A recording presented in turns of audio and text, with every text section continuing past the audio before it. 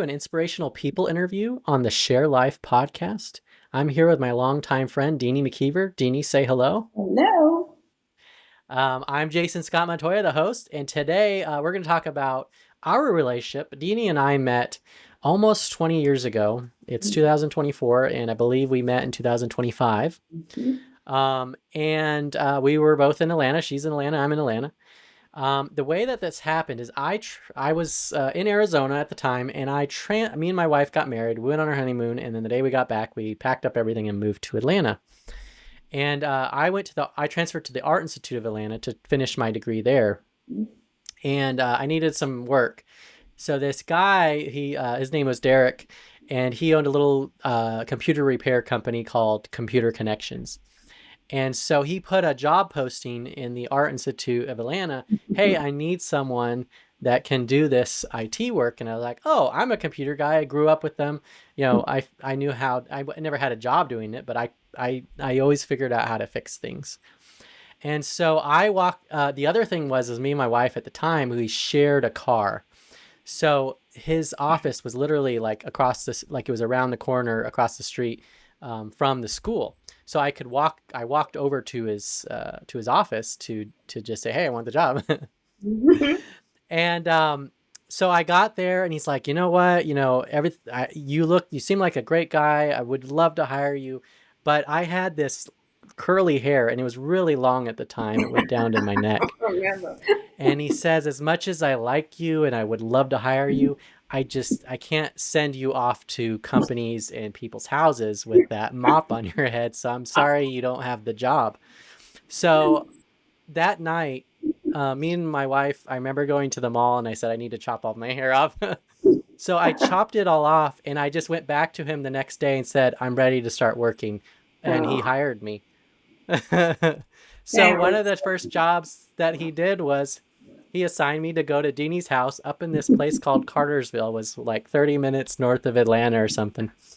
And back then it was less developed, so it was like driving through the forest, and I had to go through the yellow brick road, and eventually I found her house, and and that's when we first met, and I helped Deanie with her computers. She was always the she would you were born in 1937, but you were always for your age particularly, like you were always on the cutting edge of, you had the newest technology, the newest computer or whatever. And so I started helping you, and that our relationship evolved over the years, and we've had our ups and downs, and laughs and cries, and yells and screams, but we've continued to persevere through it, and we have been great friends through it. And I think for me, one of the things that I think about in our terms of our relationship is just how much you've poured out your life into me, and how much you've given to me, and as particularly as someone who was an exile from my homeland. I left Atlanta, or I left Arizona, which is friends and family, all these people I knew. And me and my wife moved across the country to a foreign land where we knew no one. yeah. And you were one of the anchor points that kept me from going insane. Or So yeah, drug situation. there's a little bit of an introduction. It's special. It was special. Yeah. So you were born in 1937. You've got a lot of history. You know a lot of the history of Atlanta. I'd like to dive into your story. You've got a lot of stories to share with us, and lessons you've learned, and weird experiences, and scary experiences, and fun Mhm. experiences, and sad experiences. But let's start with what it was like growing up for you in the little city of Atlanta in 1937. Well, Jason, thank you for having me on. I'm honored to share my many stories, and you have a lot if you're 86. And so uh, I just pray folks hear through them my encouragement to be the best you can be, no matter what Yeah. obstacles come in your path.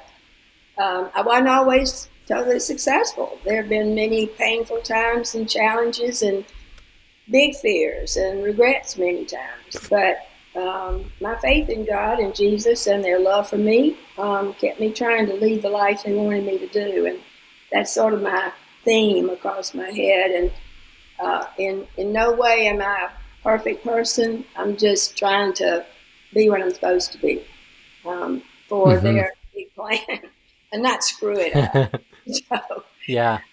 But going back to Atlanta, people younger than me, a lot younger than me, would just never imagine it. Atlanta was so small. It was like a small town.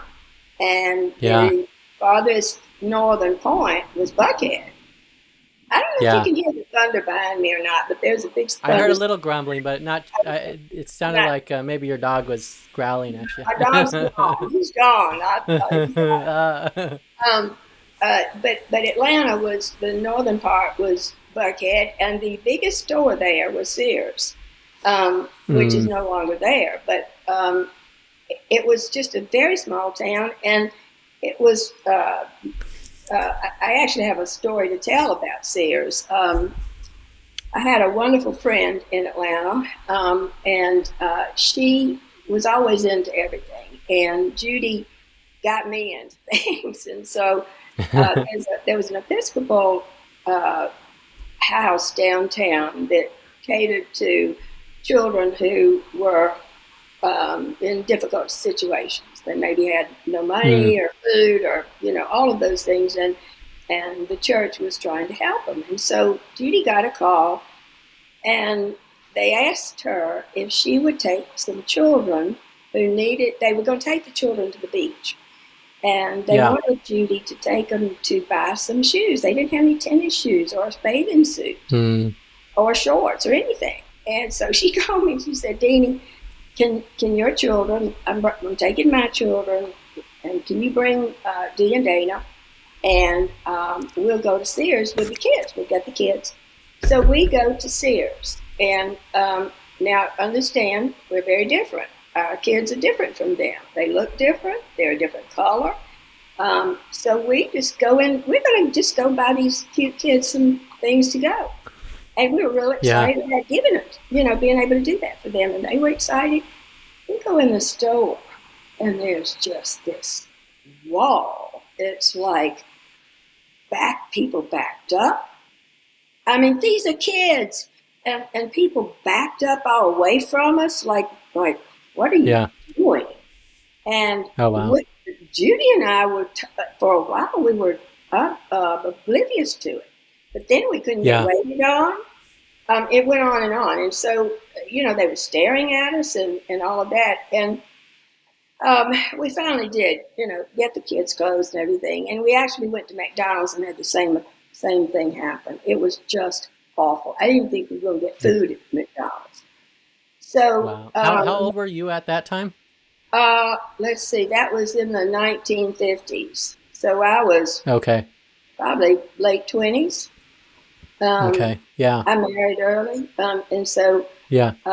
yeah, and it was just before segregation really came about, and they had sit-ins and everything in Atlanta. So, um, but I got to thinking about it as I was thinking about talking about it, and I thought, we didn't understand the difference. I mean, we just saw some kids that need some help, and our kids had a Yeah. lot of, and so Yeah. I had a lot of friends that were different from me, different color, different age, different whatever. But as I grew through this experience back then, and I realized how insensitive, or maybe unaware, unconscious, ignorant Yeah. of Hmm. what the black people or anybody different felt. Yeah. Um, Hmm. and this happened to be some children that were African American, but it could have been somebody in a wheelchair. This happens a Yeah. lot in different things. So Yeah. it was a big. I was devastated when I opened that in me and said, "Where have I been ignorant about it?" So anyway, I just that was eye opener to me to see how much anger there was in the world, but I think it was more ignorance than anger. There were wrong assumptions and ideas about what the difference meant. Um, but that's the way Atlanta was, and then we had all the stuff that we just spoke about at that time, Yeah. or even earlier when I was in my teens. Um, we used to a group of girls would get together on Saturday, and we would ride the bus down Hmm. town, and we would Okay. shop at Rich's and Davison's, which was Macy's, and we could wander around downtown Atlanta, and it was great. I mean, there was no Yeah. safety rules or fear of guns or anything, and it was just a different world then, totally different world. Just Yeah. Well, I it want makes to. me sad. Yeah. Well, I'd like to peel out a couple layers there. So, kind of, one, you mentioned, Buckhead. Sears is like the only store, which is like, what is Sears? Tell us what a Sears is. I don't know if even people know what a Sears Oh is because it's no gosh, longer okay. around.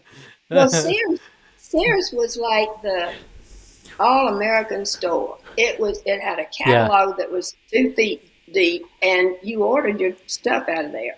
It was sort of like a oh gosh, Tractor Supply, um, uh, J.C. Penney, Home Depot. I mean, it was clothes and everything else, and it was just one of the main.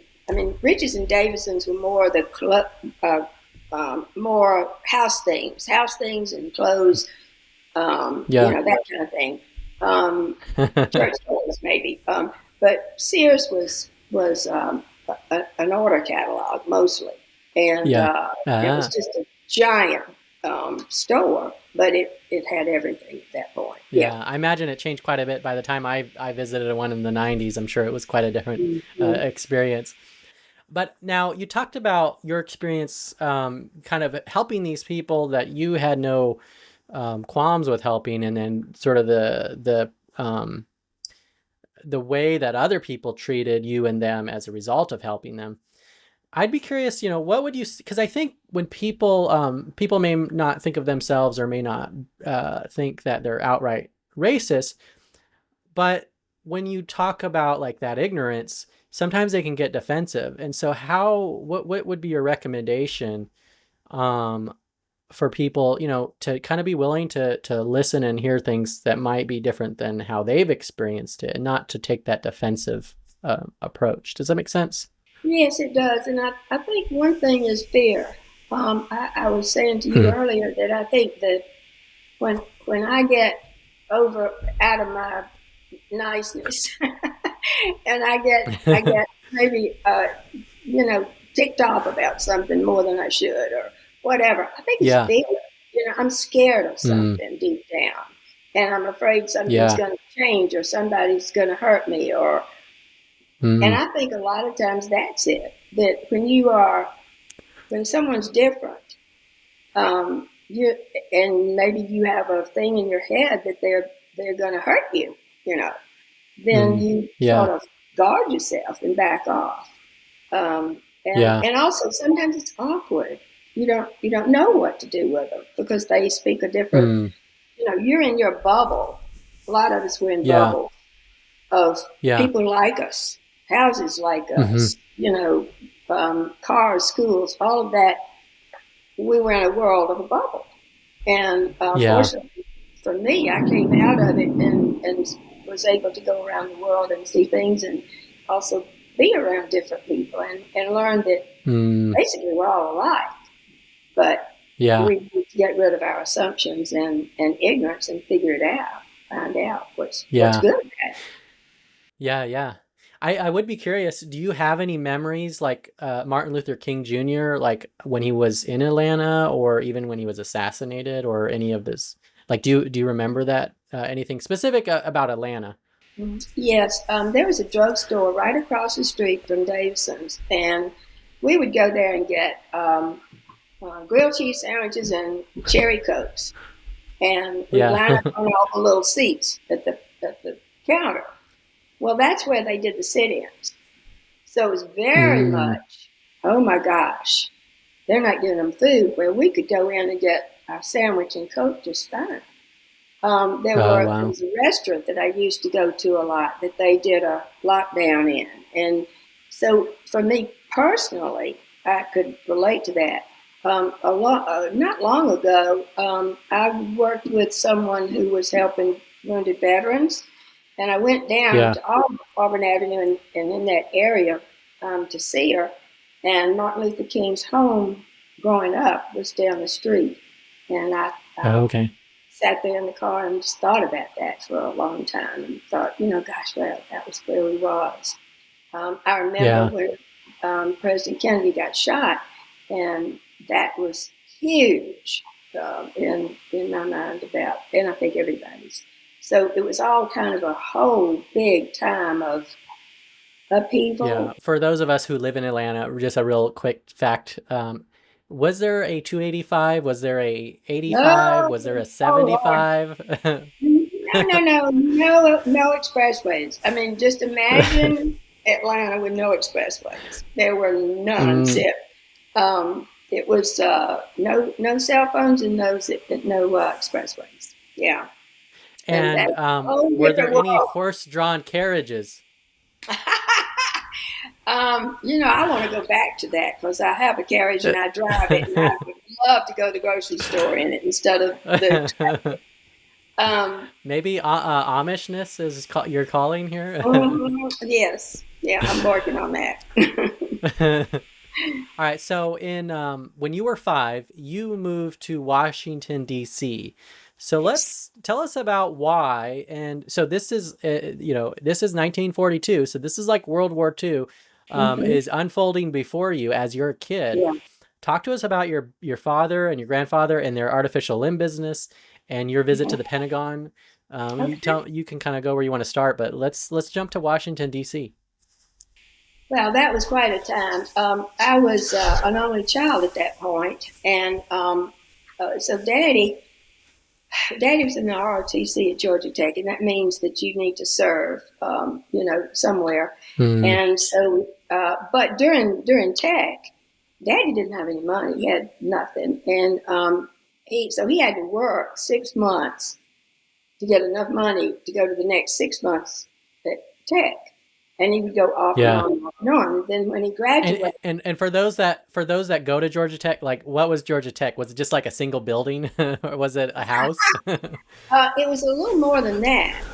It was really well known, and the only guys went. There were no girls there. Hmm. The only girls Were they that not allowed, or they just didn't want to no, go? there were no girls. No, it wasn't. They weren't allowed there. And I may Yeah. be wrong about that, but that was my concept at the time. And maybe Yeah. some women went, but it would have been very few and far between. Most of the Yeah. women went to Agnes Scott in Atlanta, and they would be the ones that would date the tech boys and stuff. But Okay. Daddy, back in his time, he was he may have been money poor, but he was smart and he was a leader. But he was just really a very special guy, and he's always loved What tech. was your father's name? Dan McKeever, Dan. and Yeah. he. One thing we used to say was he had two children, my brother and me, and Georgia. Three children, my brother and me, and Georgia Tech, because he really loved it. He did a lot of things after school too to Yeah. enhance it. But back then, he had gotten out of college, but he had two things going on. One was he was needed to serve in ROTC, but not necessarily go into um, the war. But Hmm. in the meantime, his mother-in-law, this is not his mother, but his mother-in-law, my mother, uh, her husband died, and he owned an artificial limb business. And her brother-in-law said he would buy her out for a certain amount of money. And Daddy said, "You can't live on that the rest of your life," because she was just 50.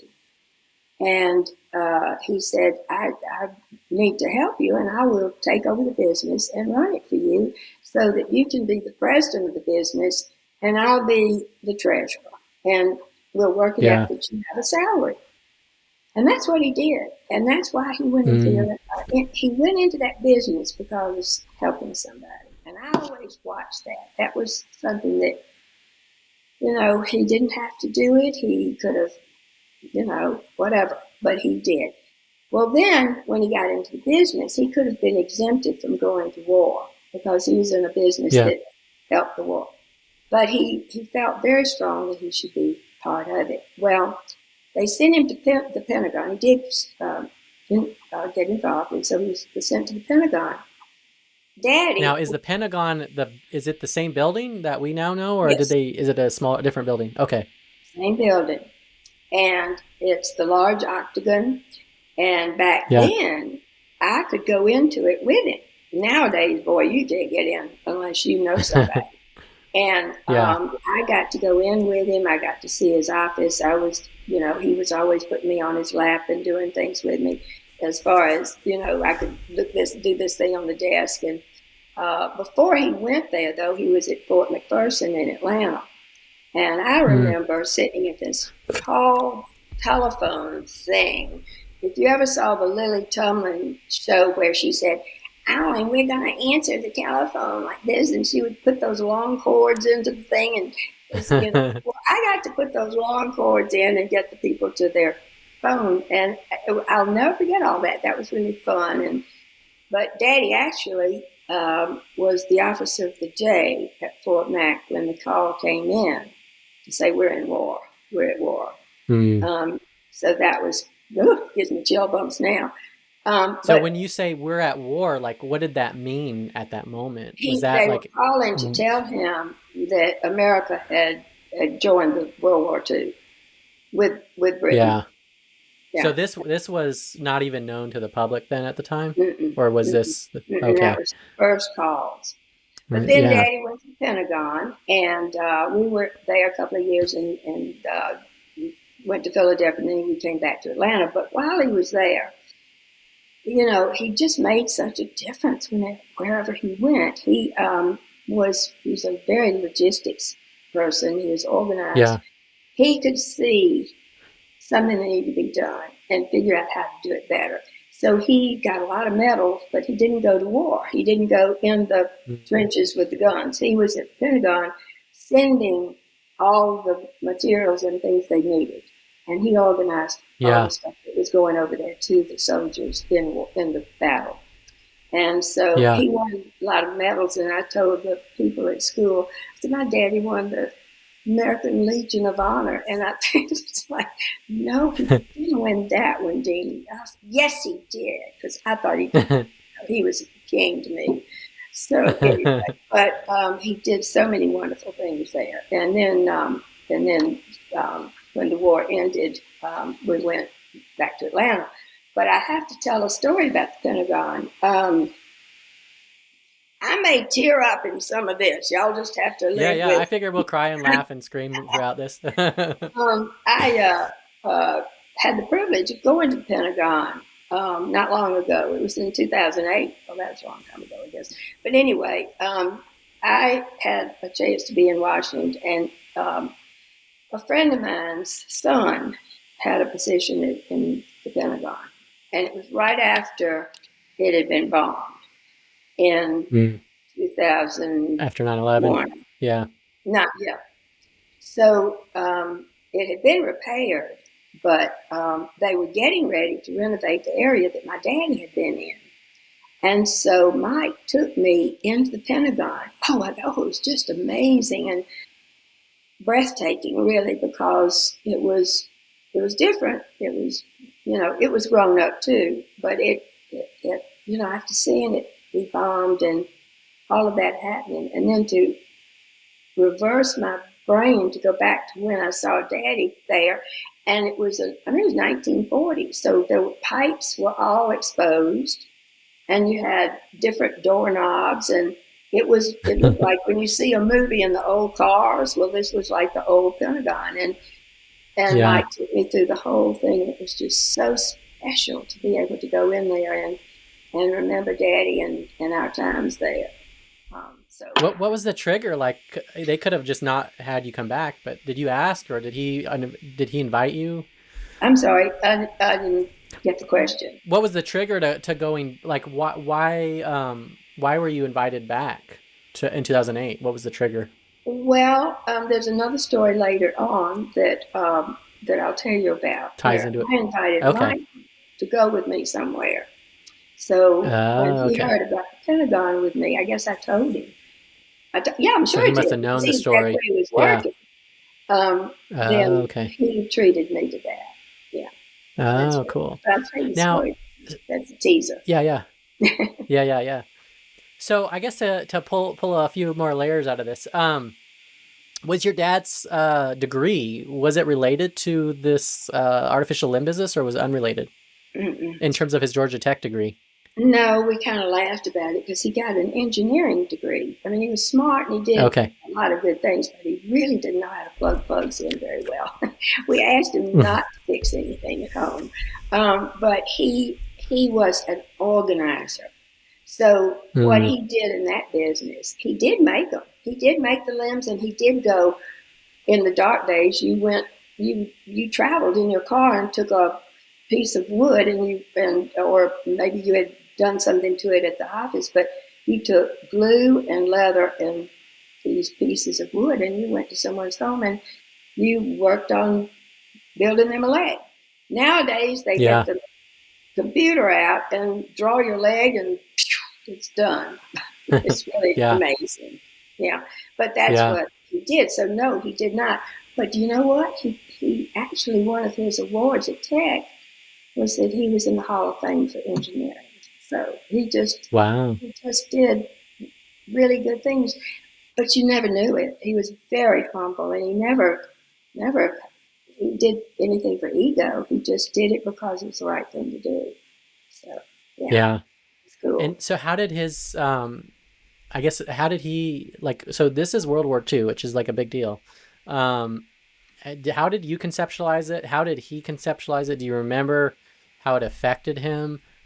How I he did. sort of processed it Yeah. emotionally? Yeah. After the war, he was asked to go to all the bases and close them.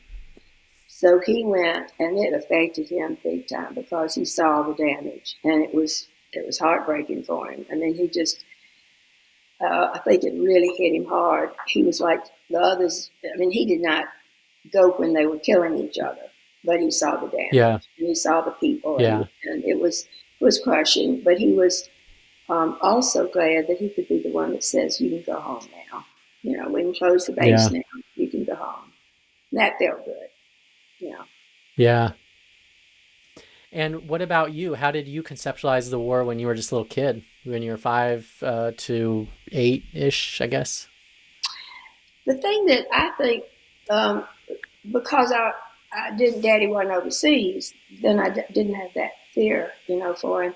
But we had to ration, and Mother and I would go to the grocery store, and we had little books, ration books, and we could only buy a certain amount of sugar or a certain amount of this or that, and we had little stamps, and we would put them Hmm. in the book because after we bought them, then that's all you get. And so we didn't Yeah. have everything we wanted to eat. But it never really affected me big time. I was little, and Yeah. I think that was the biggest thing. I like going to the commissary, and Yeah. it was fun. But that was, Exciting. Yeah. yeah. I don't. I mean, I was 6 through 10, basically, Yeah. and so the only thing that I didn't get a good education at some point because my mother reminded me that I went to the teacher and said, "I don't know how to read." And that was Yeah. like the second grade or something. What was your And mom's name? D, we D. all go back to the Dee River in Scotland somewhere. My Okay. grandmother was Bessie D, mother was D. And when I was born, Daddy didn't want two D's, so he called me Deenie, and that's why my name is Deenie. Yeah, my Yeah. daughter's Oh, name's okay. Dee. Yeah, Yeah. So one. the other question I would ask, yeah, is well, I guess two questions. One is how did the war affect your mom? Did it affect her much at all, or did she uh was it I don't know how, how close, or in our current world, with the internet and stuff, we kind of see so much of what's going Yeah, on, like yeah. particularly like in Ukraine right now, and Hmm. and uh, um, and in Israel. Those are things you probably just didn't see in World War II, but even though it was happening. So I'm just trying to understand the way that people understood it, made sense of it, saw that kind of thing. Well, even though we weren't So with on your a mom, yeah, yeah, we weren't on an army base there. We didn't live on it, and we didn't live on the base at Fort Mac either. We were in our own house, but we were yeah, surrounded by military. I mean, my school was all Mm, military kids, and I think the biggest thing was the absence. Daddy worked so long and hard mm, and late yeah. hours, and I can feel that she was there a lot with me by ourselves. That was Yeah. probably the biggest thing, and being I mean, we didn't have a lot of money because you didn't make money in the army. We still don't a whole lot now, I think, and um, but it was hard because we were rationing and that kind of thing. So it was different. I didn't I didn't feel we were poor by any means. Don't get me wrong, Yeah. but I know that she worried about it all. She actually one day I found an old budget book that she had, and in the budget she had budgeted 5 cents for an ice cream cone for both of them. Oh, wow.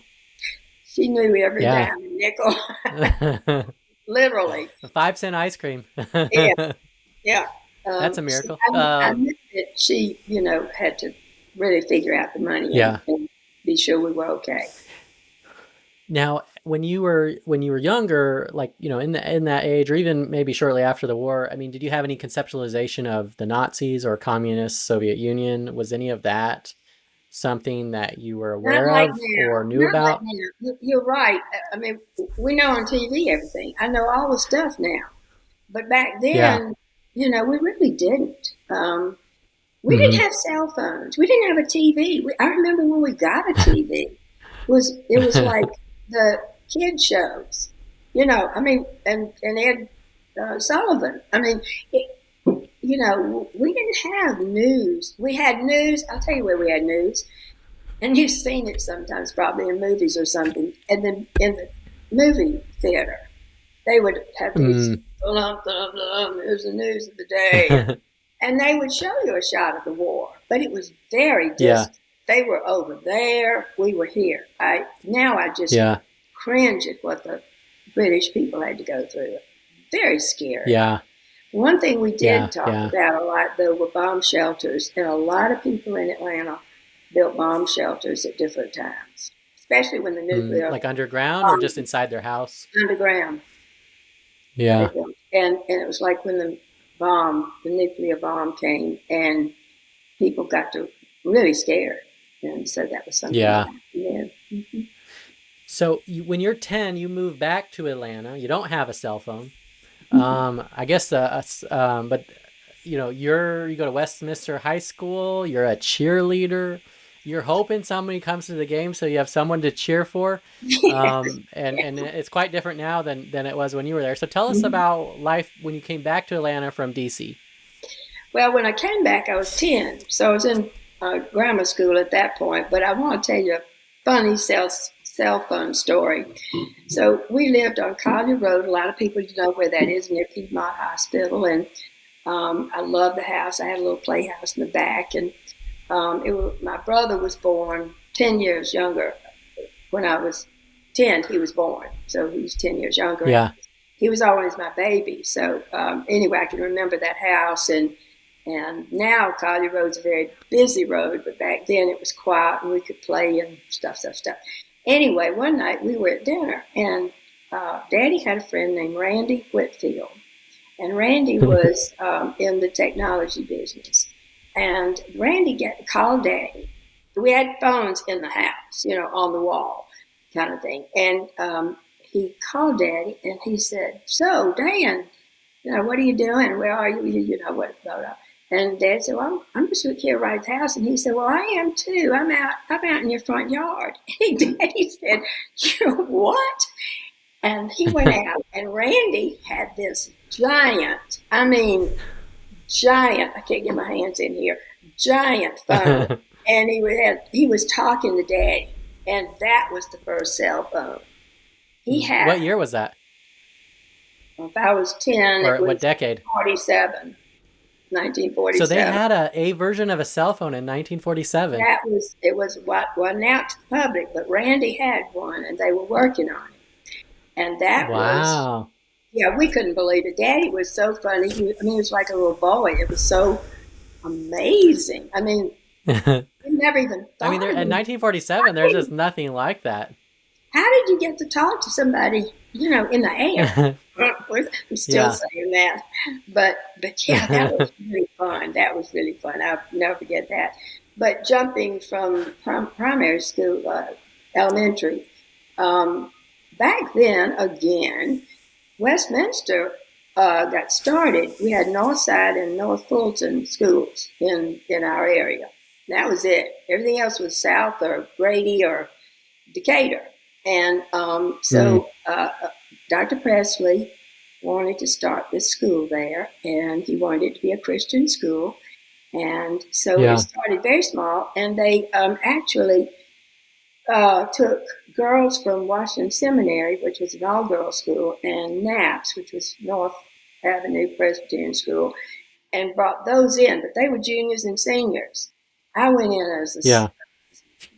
I was 15, and I went Yeah. sophomore. So I had been to Northside, and my little group of friends, we decided that we would go to this new school. So we went to Westminster, Mm. and and then they brought in boys at our age. So that's when they went Yeah. in. And Yeah.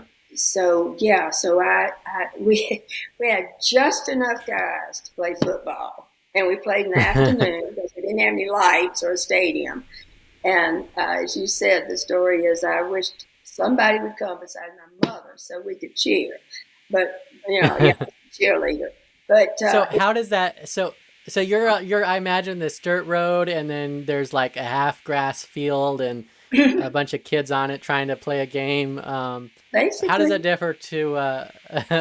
How does that differ to how that school is today? it looks like one of the largest college campuses in the whole United States, maybe the world. I don't know. It's huge. We saw some growth during my years, the last 2 years there. Yeah. But it is immense, and they have a lot of their students have gone to great heights. I was watching a football game the other night, and I realized that Harrison Butker is the kicker for the team that won the Super Bowl this year, and he went to Westminster. I bet now that's just Oh one wow. example, but some have gone Yeah.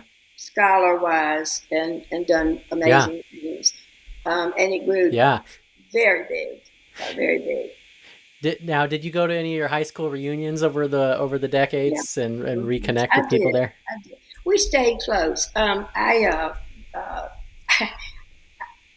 my friends my age and the boyfriends my age, we all kept in touch. Throughout the years. And one wonderful thing happened to me at school. They had a queen. Let's see, they had a homecoming queen, and then she had her court and all that. But the team wanted. It's going to get me crying. The team wanted me to be their mascot. And I didn't Hmm. know they were going to do this. And so in the middle of assembly one time, and they were all winking at me when we went into assembly. And I thought, what is going on? What is this? Hey, Deenie, you know. Well, they just carried on. They picked me up and threw me around, and it was just wonderful. And that was the kind of camaraderie we had. And there's still a group in Atlanta that I stay close to. We had the girls, after we graduated, and all kept a bridge club. And I was in that for quite a while Hmm. until I moved to Cartersville. And recently they asked me if I would learn to play bridge again and come down every week and play with them. But I can't do that right now. But we stay tight, so it still was wonderful. We had I guess because Westminster was small, we had a really fun group, and it was special. Yeah. You know. Yeah. So before we jump into you moving from Atlanta to Cartersville and kind of the next stage of your life, when Mhm. you just look at these first 2 decades of your life, how would you summarize it? What was the impact that your parents had on you, and how you saw them and the other mentors in your life, and how would you sort of tie a bow around those first few decades of your life? You made me do that by asking me to do this. I've thought about it a lot. My mother and daddy are gone now, and So they've been gone for a while. So I miss them every day. I, I was very fortunate. I think they loved me a whole lot. I was basically an only child, and then I got married early. So um, I don't know if, excuse me, if there'd been more children, if there would have been a different atmosphere. But I know they really cared about me, and that was. I know there are families where that doesn't happen, and Yeah. there's conflict, and I'm very grateful for that. I think that's a big thing. When I went through this deal of looking at my whole life to talk about today, I thought, gosh, I've been so blessed because now you do see the news about people who are hurting. You do know it. You're not in the bubble. You can't be. And I was not. I was really, and Daddy he was very respectful of me and my mind. He had me on his board of directors um, Mm. after a while, and he said one thing to me that has stuck with me forever. He just casually said this to me coming out of a board meeting one day. He said, "You always ask the questions nobody else does," Yeah. and that was just life changing for me to carry that around. And as I Hmm. told you, I thought, it's also the reverse. If there was something bad said, we carry that around too. And I thought, boy, just a Hmm. few words can just impact you like crazy. But that's the way he was. I don't remember him being mad at me but twice. And once was when Yeah. he thought I said a dirty cuss word. And I don't even remember the other one. But anyway, and mother was uh, always his sidekick. She was his sidekick. And I remember they would, you know, come into the living room at night after he got home from work and have a cocktail together and talk about the day. And he would always share a lot about work with her. And she had a great brain and Yeah. wanted to, he wanted her to, give her an input. So we had Yeah. that kind of family, and it was good. Yeah, we did. Oh, I'll tell you, Yeah. one big part of our family was athletics. We were all athletic, and Daddy at 87 was mad because he couldn't get up on water skis, and he Was did. this Lake Lanier or Lake Alatina? It was probably Lanier. No, I know it wasn't. Yeah. It was down where my brother lived at the time on Lake Martin. That's what it was. Okay, Lake Martin. But he, Okay. he always was very athletic. Mother was very athletic, and I followed in that. But so we did a Okay. lot of outdoor sports. We wanted to be on the go all the time. We Hmm. didn't do a lot of sitting around. Yeah. Yeah. So let's jump forward. You moved to Cartersville. It's what year is that? Do you have a decade are we in when that 89. happens? You get a ranch. Mhm. It was 1989. Um, and all right, so let me see here. We jumped some places here. Yeah, let me get to that. Yeah, here we are. Okay. Um, when I went to Cartersville, a lot had happened in my life, and I just felt strong about it.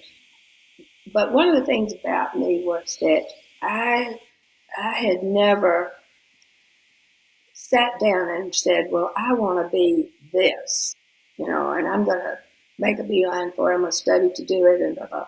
Because when I went to Georgia, which I went to Georgia, the choices of a career were a secretary, a teacher, a nurse, or a homemaker. Mm.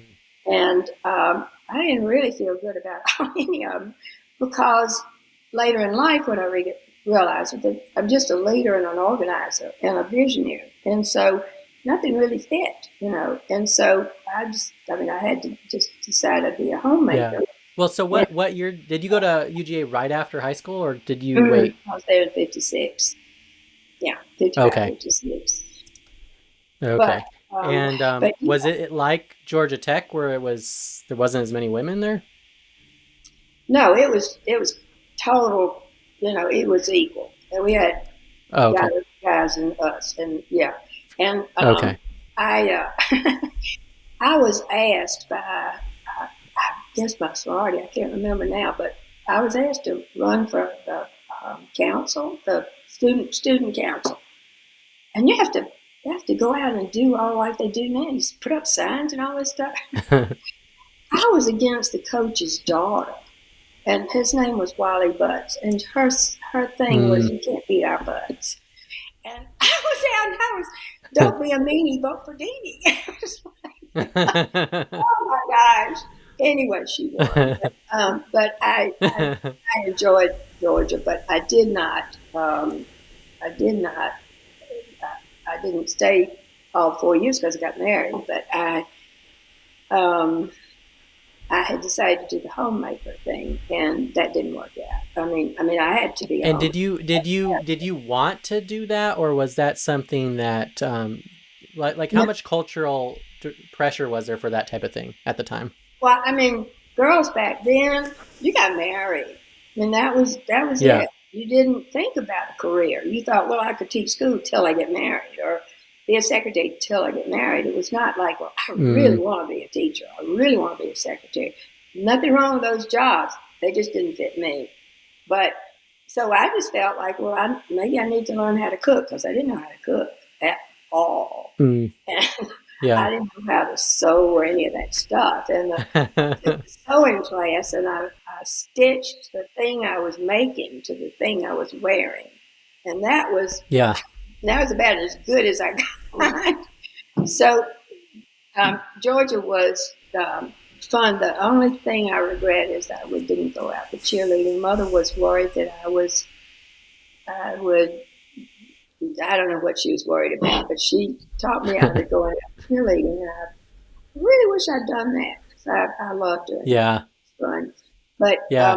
I met some great people there, and I still have friends from there, and it was good. But it was 5,000 people all day, Yeah. not 20 Wow. or 30 like today. I mean, it was So safe. what was did yeah. Oh, okay. What was your like did you have any kind of vocational vision or inclination? Tell us about that or leadership, being a No, leader? I didn't. I was a leader in high school, but it was because I I felt strong about something. I wanted to see team spirit, so I was involved in that and was president of the pep club. Or I would feel like I wanted to. We had a May Day at Westminster, and I wanted to help organize that. So I was head of all the costumes in May Day. I mean, it was just like, and then I was in uh, I can't remember what you called it, but I was oh shoot, I made good grades. Let me say that I made good grades. Yeah. Um, but I Was that because of your own work ethic, or did your parents kind of I encourage you to just get good felt like grades? I always felt like there was a right and a wrong, and sometimes I got that mixed up. But I felt like I was supposed to get my homework in. I was supposed to pay attention.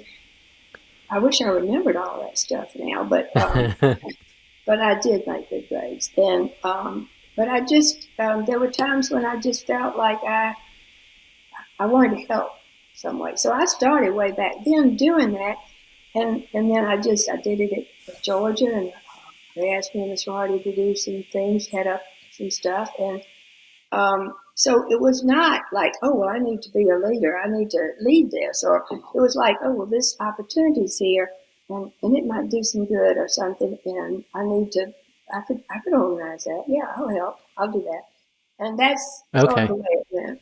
Yeah. Yeah.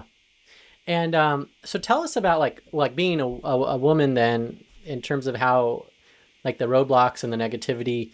Did you face much of that? Do you remember the women's rights movement at all? I remember it, but I remember personal more.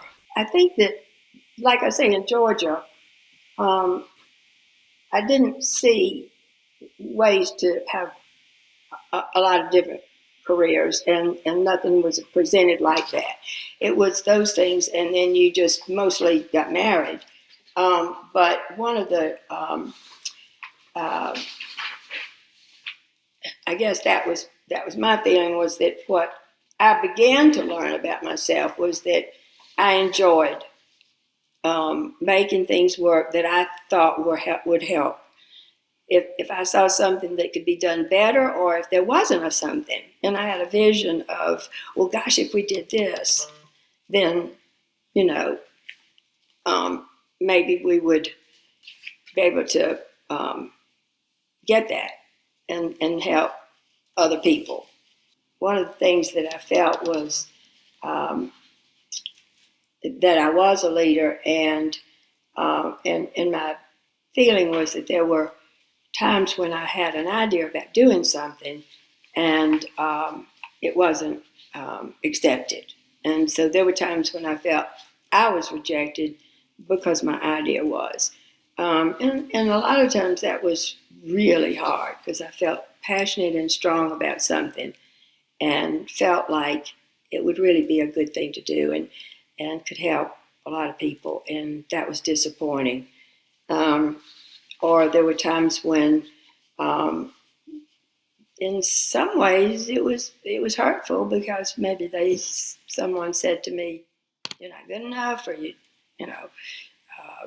"We don't need you," kind of thing. I think we all face that at some point, maybe. But there were a lot of times that I knew that I had helped, and I was doing something that mattered. And I think that's part of what life is about.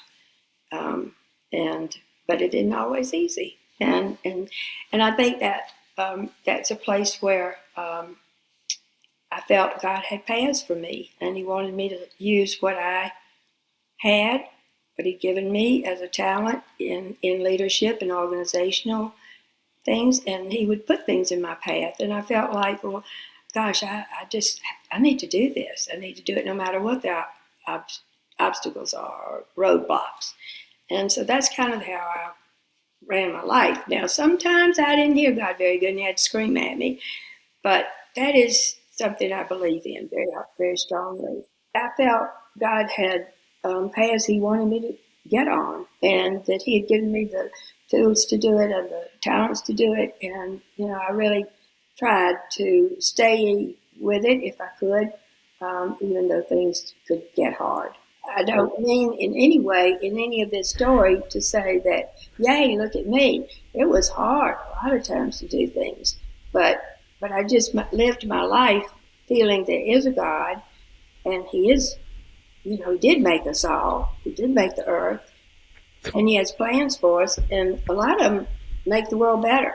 And I just wanted to do whatever that was that He put me here to do.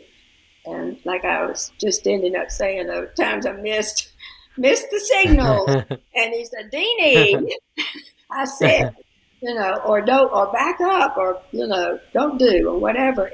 I don't mean for it to sound like it was, oh, God told me to do this, so I'll go do it. No, that didn't work for me. It was, oh, you really want me to do this? Are you sure? Anyway, so like with my horse trainer, when he would say, "You need to go down that hill, lickety split," and I said, "Oh no, are you sure I can do this?" "Yes, I'm sure you can do it." So go. Yeah. And I would go down screaming, "Oh God, oh God, oh God, oh God." So, so one place that I went in my 50s, early 50s, a lot had happened in my life then, and I went on a pontoon boat down the Grand Canyon for 2 weeks. And my pontoon mates were 17 guys and 2 women. One woman was a librarian from somewhere, and the other woman had gotten married the night before on the side of the canyon. And the other guys were everything from UCLA to Maine. And we just had the time of our lives. It was amazing.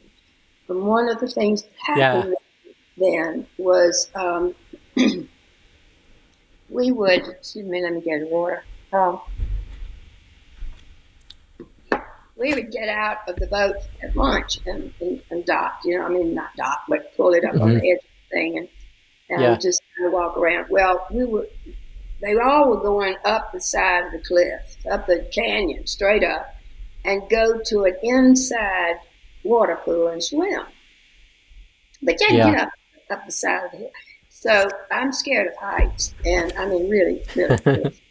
So I remember Joe. Joe said, "Deenie, if you go up, I'll walk you up. I'll go with you." Well, I didn't know there was a tiny little ledge, like big enough for my foot, that I had to stay on for I don't even know how long across where there was a drop. I mean, the whole thing was a drop off the side of the mountain while I was going across, and I froze and I couldn't move my foot. And he said, "I'm gonna talk you across," and he talked me across that whole thing, and I got to go in with Wow. everybody.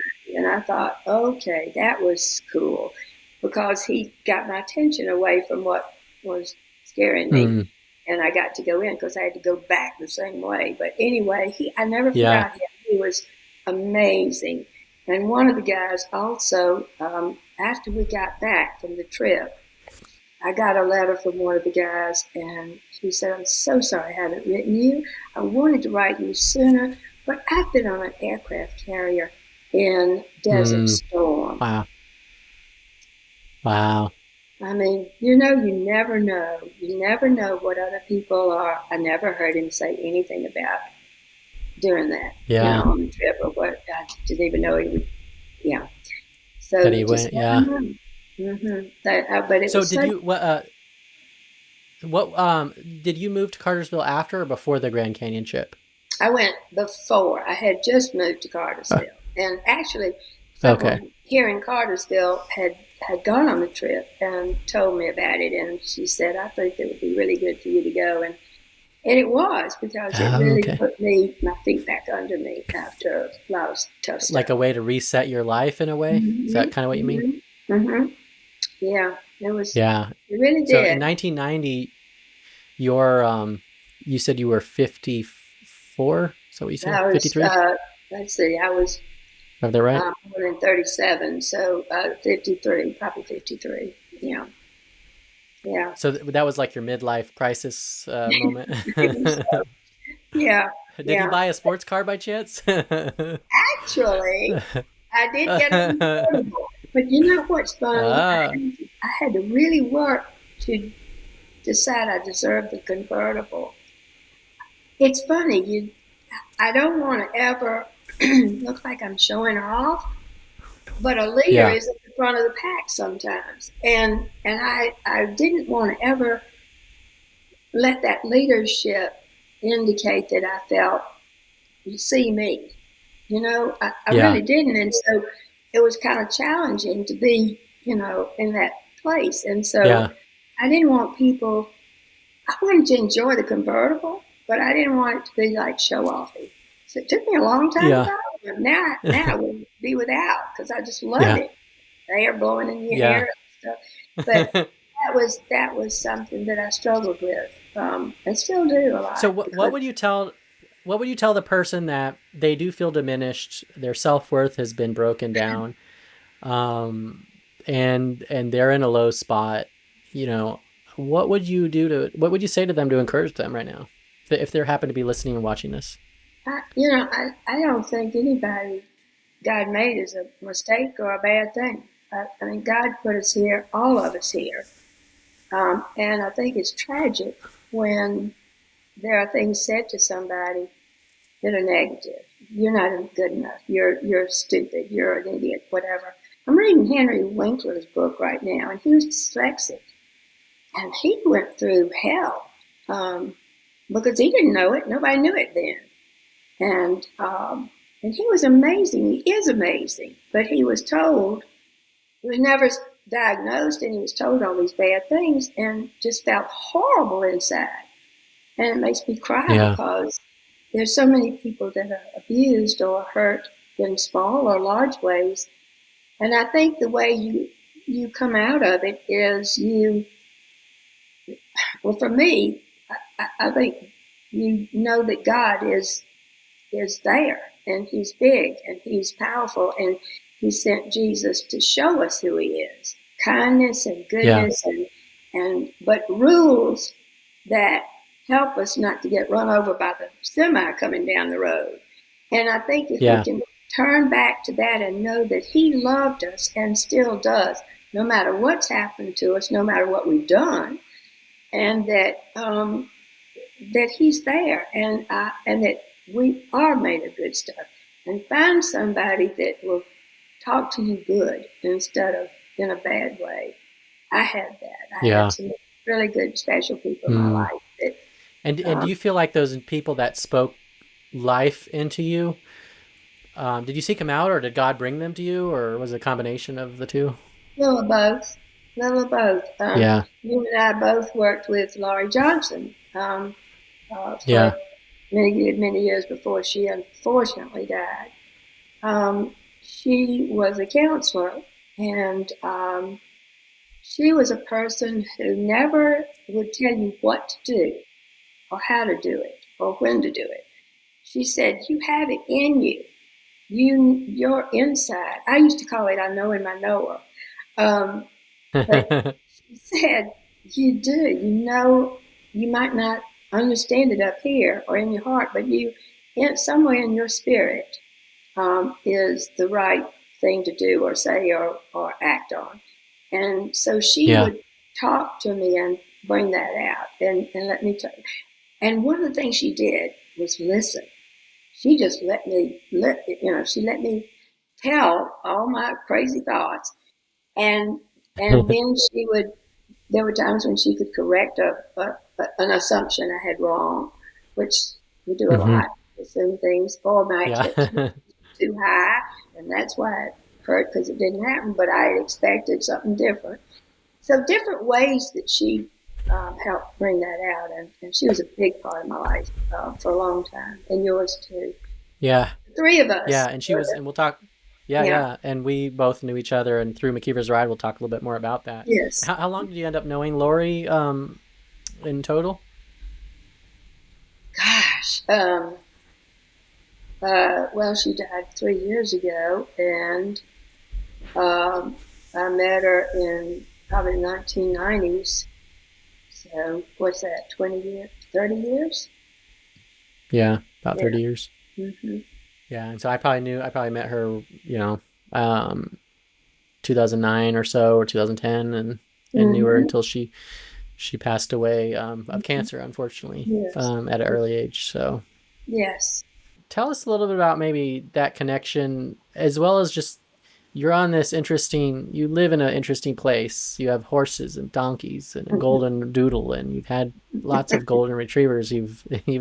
You are an outdoor person. You love animals, but you didn't have them growing up, and you have a No. family, and they come and visit. And tell us about what you got Okay. there. Well, all right. So this is very interesting. So when I had, well, let me back up. I have two wonderful daughters and an incredibly fantastic son-in-law that's married to Dee, my older daughter. Dana is my second daughter, and a couple of years ago, Dee and Mark moved to Cartersville, and that's just been really special. But Dana was in Louisiana for many years, and she had three children, and she moved to Blue Ridge for a while, and now she's getting ready to go back to Louisiana. And Dee and Mark had two sons. So we've had five boys, grandchildren, and now one of the oldest grandson, Dee and Mark's son, Si, has just had a baby boy. So we have a So you're a eight. great great grandma. Great I grandma. am. Am. And so all of them um, would come to the ranch for different reasons. The boys in Louisiana would come up, and they were. Dana had two, but she had an older son, and then she had two younger ones. And they would come up and put hay out for the horses and ride in the gator, and we just had a ball. And then Yeah. Si and Jay lived closer, so I got to see them a little bit more. And we did. Well, I guess I've just done every guy thing there is to do with boys. And one of the most fun things was when I assigned Jay to play my birthday party. Which birthday? I don't remember, but they must have been about 10 and 8 or something. So that was 30 some. I was probably in my 50s. I was in my 50s. I'll say I was in my 50s. Okay, yeah. And they took me to what I would call a plastic maroon boot camp. And we had all these. You had to crawl through tunnels, and then you had this slick plastic wall, and you were supposed. You've seen the Marines climb up that thing. Well, if you got on your feet and you've got this slick plastic wall, trying to get up and over, and I did it. I tried to do it multiple times. I said, guys, I can't do it. I think I'll be able to turn around and go back. Well, I turned around, all the munchkins, all the other kids who have been there for birthdays, who are a lot younger than I am, are in the tunnel. I can't go back. I got to get up. So they just pushed me until I got up and over into the balls on the other side of the wall. But anyway, it was so much fun. And that's the kind of thing we did. We just did crazy fun things together and have ever since. But the girls growing up, we just, it was real special. They're different types, and that made for a lot of fun and interest in the house. And I've always loved Dee's husband, Mark, and he's just, fit right in. And actually up here at the branch, both of them have been able to help me, and Dana has too, here, with things that need to be done or whatever. Dee's storing, boarding her horse here with me. No charge though. So, but yeah, I didn't have any animals growing up. Mother and Daddy just didn't care for animals, and they just plain didn't want them. And so I didn't get the pony I asked for at 10. So I got one. You had to wait till you were 60. I was 60 when I got my first horse. And that was because of Laurie. Laurie was a wonderful horsewoman. And she encouraged me. She said, you've moved up here and you've got a lot of grass. That's all you need. And so... so you didn't have a barn then? You must have built the barn after that, right? I built it. Yeah, I built it. Not knowing what to do, but it's wonderful. And I ended up getting 2 horses, and then I wasn't a real great rider. I just rode at camp and fell off and got back on, and I never cantered across the fields beautifully. I just loved horses, and something felt right being around them. And so when I came to Cartersville, I'm in the woods. I was until they built a road in front of my house, but I really just knew that I felt better outside. And I just really do. I still do. I feel it's just... What does it do for you? What does it give you? It's like a sanctuary. It just wraps its arms around me. It's like I feel peaceful. I feel close to God out. I have walking paths around in my gardens where they're called prayer paths. And I don't know, it's like you see the creation. I'm seeing it in the trees and the flowers and the birds and the animals, and it's beautiful. So yeah, that changed my life. Yeah, getting all the animals and put me into a whole lot of other worlds. Yeah. Well, let me just add one more thing. I talked about my brother earlier. He's 10 years younger than I am. Well, he had 4 boys. So we had 9 boys between us, and so Christmas and anything else, they were all lined up at the counter. When I built my house, I built a counter long enough to hold all those boys. So that was another thing and it still goes on. I love those kids, and they're all not kids anymore. Some are married and have wonderful wives and children. I mean, what is it like to look across your family and see them all and to see? There's a story behind everything I do, I think. But so I started having Christmases here. So I've had them for 30 years, and over 30 years now. And one time I decided I was going to get these little, I think you call them like they snap open. They're little poppers. And you open it up, and there's this little paper thin hat. everybody put their hat on. I thought, this is so cute and fun. We're just going to do this every year. So the next year, I got antler ears. And every year, I get something new. So this is a picture of one of the years. And let me get it where there we are. Can you see the ear? I think these are the Kiss Me mistletoe. Oh, okay. Yeah. But everybody's got ears. We've got the dogs. We've got old, young, husbands, wives, children, all the mess of it. That's not the whole family. We unfortunately here somebody is can't get here or whatever. But what's it like to look like in terms of your own legacy and life, to look across your family and and to see that? Because I think I think it's important for a lot of reasons, but one thing that comes to mind is, people are having less kids, they're having smaller families, and in some ways they're not having what you're seeing. And I think it would be great to just encourage that, like show them that picture of what it could be and encourage them towards that, if that makes sense. Oh yeah. As I said, I was really young when I got married, and so I had Dee when I was 20, and I didn't know what to do. I had never babysat. I had never done any real child stuff, and we moved to New Orleans when I was 8 months pregnant. So, and I had no one really to teach me or anything, and we didn't have any teaching back then. Dr. Spock's book, was all that we did, and unfortunately we found out a lot of that wasn't good advice. So I wanted to enjoy her. Gosh, she was the cutest thing ever. And Dana too, when she came. I was better with Dana because I'd already practiced on 4OD. But to have them in my life has just been the best thing ever.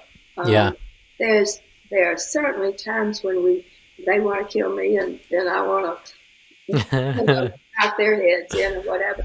But we did have had a wonderful life, and as we're older now, and then they have children, they understand a lot more about that, and it's been just it's been a very empty life for me to not be able to give that love and to receive it.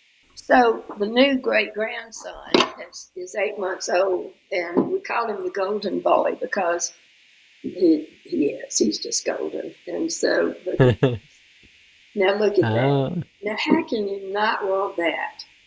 Isn't that wonderful? Look at that face looking at me. It's breathtaking. There's nothing like it. There's nothing like it. And my girls were that way. And when Mark and Dee started dating, I felt so strong about it because he was not that young then, but he was precious to me. And Dana and her boys and Si and Jay, and then Si married Brittany to adore, and it just, the circle's gotten bigger and bigger, and that's why we have Precious Bray, and here are the parents, and at Christmas, and little Bray's there. Yeah. And so, it's and Si and Brittany are older, and they waited, a while to have children, and they're beside themselves. They're having a wonderful time. They're moving out because it's a non-stop job. But it's just a joy. And I think nowadays, you ask me about being a woman differently, having children's different because there's so many helps now. And there's so much information. You Google it and find out what to do. And aids like that. But it's been wonderful. And one of the reasons I love this place is that I built it for them to be coming up here. And I love it when they are here. It's magic here. Yeah. Well, do you want to flip the script and talk about your mom and showing her around Atlanta and her the end of her story? Yeah. So you're the daughter in that case. You're the other side of the coin. Yes, and I'll tell you, I would encourage everybody out there to get a record of your family. Get them to tell you about stuff. I wish I'd known what to ask my grandmother more. And I wish I'd Mm. thought of more things to ask Mother. But I did do one really cool thing. We got in the car and I took her to everywhere she lived in Atlanta or where anything was important to her in Atlanta. And back then, I did it on a cassette. We had recorded her talking. So I have Yeah. her voice telling me the stories. And she grew up on Ponce de Leon. If y'all know that, it's down the middle of Oh, town. wow. Yeah.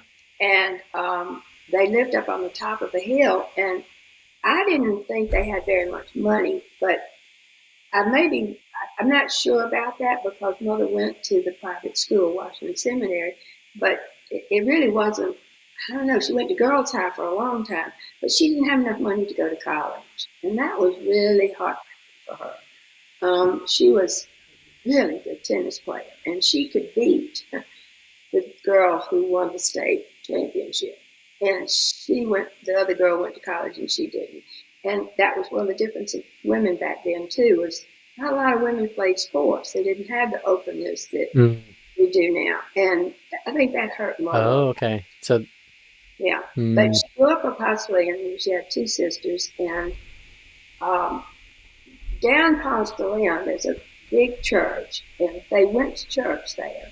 I think it was a pretty famous church. There was a pastor there that I think was famous at one time. But anyway, they would go to church, and then they would go further down Ponce de Leon to her grandmother's. And she said they would sit on the front porch and watch the streetcar go by.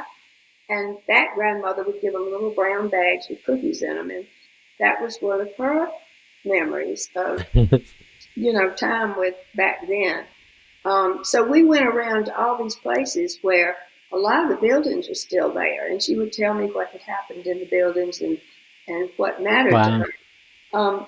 Mother was smart, very smart, and as I said, a good athlete. She ended up being a crack golfer and won all the championships at her club and everything. And I think she could have really done something with those two talents had it been a different world. Opened more to her. Yeah. Um, she she thrived on being outside and being active. She was president of her Hmm. golf associations and garden clubs and stuff. And she Yeah. asked me a lot of times to tell some of my adventures to them. She took a pride in that and thought they were fun, and all her friends did. So we connected on that. After she lost Daddy, I think that was really hard for her. Um, but Yeah. yeah, but So your dad died in 1998 and then she passed away in 2006. yeah. So she had a pretty good time without him. And, but Yeah. What was kind of, you look at your mom and you're to tell someone, this is who my mom was and this is the story she lived, how would you describe that? I think there were some things I didn't know about her.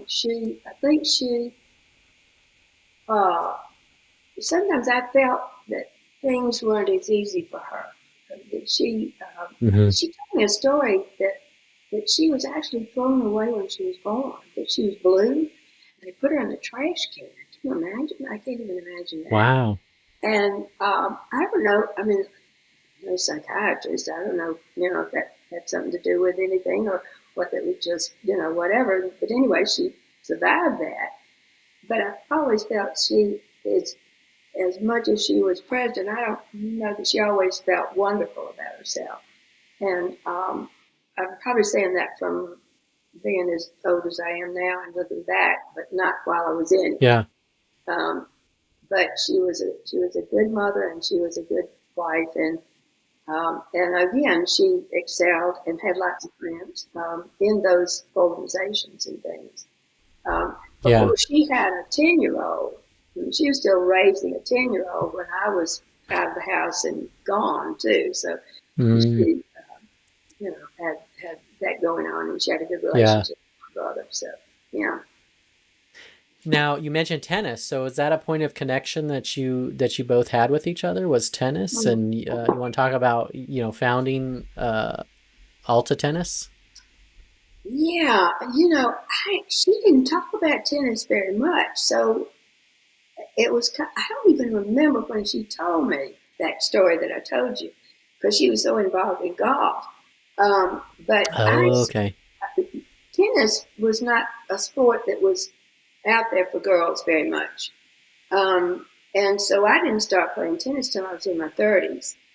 And, Okay. So this you was know, the 60s that you started playing? mm-hmm. Yeah. Okay. So back then, we just played if we had a club or a neighborhood court. There weren't many of either in Atlanta back then. There Okay. were just 3 or 4 Yeah. country clubs, and then there were, I guess, a few park courts. But men played tennis, but women didn't play too much. Yeah. But I decided to play, and some of my friends, we all decided to start tennis, and we did. And I had never played doubles when I decided I would get into this little round robin at the club.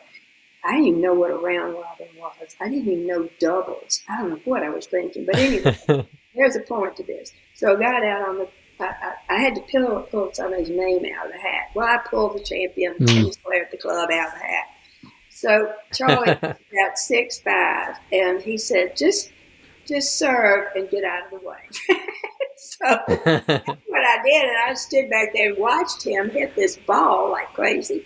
So anyway, Charlie and I got to be good friends, Charlie Cox, and he went in as president of what was this small organization, Atlanta Tennis, and he came over to my house one night. I opened the door, and he looked down at me and he said, "I've got this idea about playing teams, league play between the country club, between all the clubs." And Yeah. I think it'll be a lot of fun. Would you help me organize that? Well, that was Alta Tennis, 85,000 members later. Um, Wow. yeah. And so I said, sure. And so we started working on it. His wife, Ann, was my tennis partner. And so she got in it, and we pulled a couple of other people in, and we started doing, well, it was from rock bottom because there'd never been anything like it. And so we had to figure Yeah. out everything, and so we did. But one funny story is we wanted people to know about it and get them involved and help see if they could do it at their club and all. So we decided to have a meeting. Well, he sent letters out to everybody he could think of that might play tennis or to the clubs. So we had a meeting. We had it at a motel in Atlanta. We went over there and we said, should we put out 100 chairs? Or, we don't want to look empty. How many people? Well, we had probably hundreds. I don't even know how many. They were crawling all over the windowsills. People really wanted to do it. And so we started. Yeah. We started.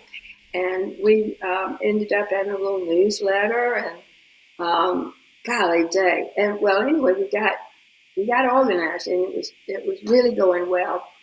And then the World Championship tennis tournament, which was at that time the highest tennis in the world. Okay. All the top Yeah.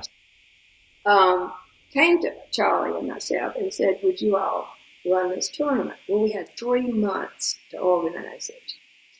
And this meant everything. This meant deciding tickets. How many tickets are you going to sell to make a profit? How many sessions are you going to have? How many? Ball boys, referees, dealing with the players, getting them places to stay. Yeah. So we went to the Braves and we said, we need help on tickets, and we need to understand some of these things. And I'll never forget this guy, won't name names. He turned up and said, "You can't do this. There is no way you can do this. Basically you're going to fail, and there's no way you're going to do it in 3 months. So just don't, basically." Well, guess what? We outsold the world. And Wow. with the biggest tournament out of all the tournaments all over the world that year. And we were invited out to Mr. Hunt owned this whole thing, and he invited us out to his place out west, and I met I mean, we had all the top players here. We had Rob Laver and Stan Smith and that whole group, and Arthur Ashe, you know, you name it. And Yeah. it was astounding. I'll tell you one funny story. So I had lined up people to house the players, and I had this one girl that was from her. She had a connection to Georgia, Russia. And this player comes in from Wow. Georgia, Russia. So he comes in, comes to the desk. I said, "Oh, I've got the best place for you to stay. This is wonderful." Like, blah, blah, blah. He said, "Oh, no, I stay hotel." I'm telling you. He said, "No, I stay hotel." Okay, all right. So I called her and I said, "He's not coming." Which, you know, okay. So the next day he comes up to me. "I hear about Lady. She has food for me. And I told you." So I called her up and I said, "He's coming." She said, "We had a party last night. We ate all the food I baked." I said, "Do it again." But it was so much fun because we got to know him personally. And that, Yeah. to me, that and the Olympics were when I believed people could understand the difference. We were talking about in the beginning of the program. The difference in people who didn't look like us or talk like us or think like us. And I think that is where world peace comes from. I really believe that. We had camaraderie, you know, no matter the difference. Yeah. We all laughed and figured it out. Yeah. So how long were you involved in tennis? And, you know, whenever I went to your, you know, been to your house, you have that newspaper thing on the wall of you playing tennis. Is that related to that event or is that separate? Yes. Yeah. Yeah. Okay. Gosh, I played a long time. I actually got pretty good. And, but I Yeah. played until the Atlanta Olympics came and I got involved in that. Yeah, that Well, was, so I let's talk couldn't about do the it. 96 Olympics. Yeah. Yes. Let's, you're volunteering. Man, 19, it's from what I can tell from the pieces of stories I've collected, Atlanta changed a lot because of the 1996 Olympics in a lot of positive ways. But Yes. tell us about the Olympics. Where's the best place to start there? The best place is where I started. I didn't. I just heard about it, and I don't remember what article I read in whatever. But I read about they were looking for volunteers, and I thought that sounds like fun. Well, this was five and a half years before '96, and so I didn't know what you know. But I thought, well, you know, I think I'll go down and talk to him. So I went down and interviewed with this fella, and he asked me, you know, what you do, and I told him some of my adventures, some of my organizations, and some of my things I could do or not, and everything. He said, "Well, I need to put you before some other people, and let's talk to them, and blah blah blah." So he ended up saying, "Well, what would you like to do in the Olympics? Because we want you." And that was so Yeah. great. They actually, we had a small crew in the beginning. It was 5.5 years ahead. And he said basically I could work in any department because it was all departmentalized, you know, as far as each of the activities or what you did. So I ended up, and down the road, they offered me a job. They offered to pay me. And I said, no, I want to stay a volunteer because I'm more flexible that way. I can, you Yeah. know, call my hours and do different things. So anyway, I went to every department except TV, and that was nailed down somewhere else. But I loved it. I got the opportunity to meet amazing people and to have amazing adventures. The one of the funniest, not funny ones, was it was we were 3 years into it, and I was doing. I ended up choosing press. I wanted to be in with the press because I figured they're going to be coming in to do press reports after their things, and I'll get to see a lot of the activities instead of being in one particular place. But Yeah. anyway, so we were going to have this giant International Olympic Committee, huge conference in Atlanta. It was 3 years out. All the kings and queens from the different countries, all the people, I mean, just huge Wow. athletes, Yeah. everything. Yeah. So they're coming to Atlanta, and we had this hotel down there on the Peachtree Street, where they have several hotels, and it was threatening to be snowy, and so that would have been the snow of whatever that year was. I can't remember now. That was the first snowpocalypse. Is that what you're saying? It was like it would have been 90 or 91 because it was, about 3 or 4 years before 96. So anyway, I thought, I am not going to be able to get to Cartersville. I better get a hotel room. So I got a hotel room in the hotel down the road and down the block. And so the day of the event, I was trying to get to the second hotel, walked down into the lobby, opened the door, and I've never seen Atlanta like this. The streets were empty. There was no one on the streets. Wow.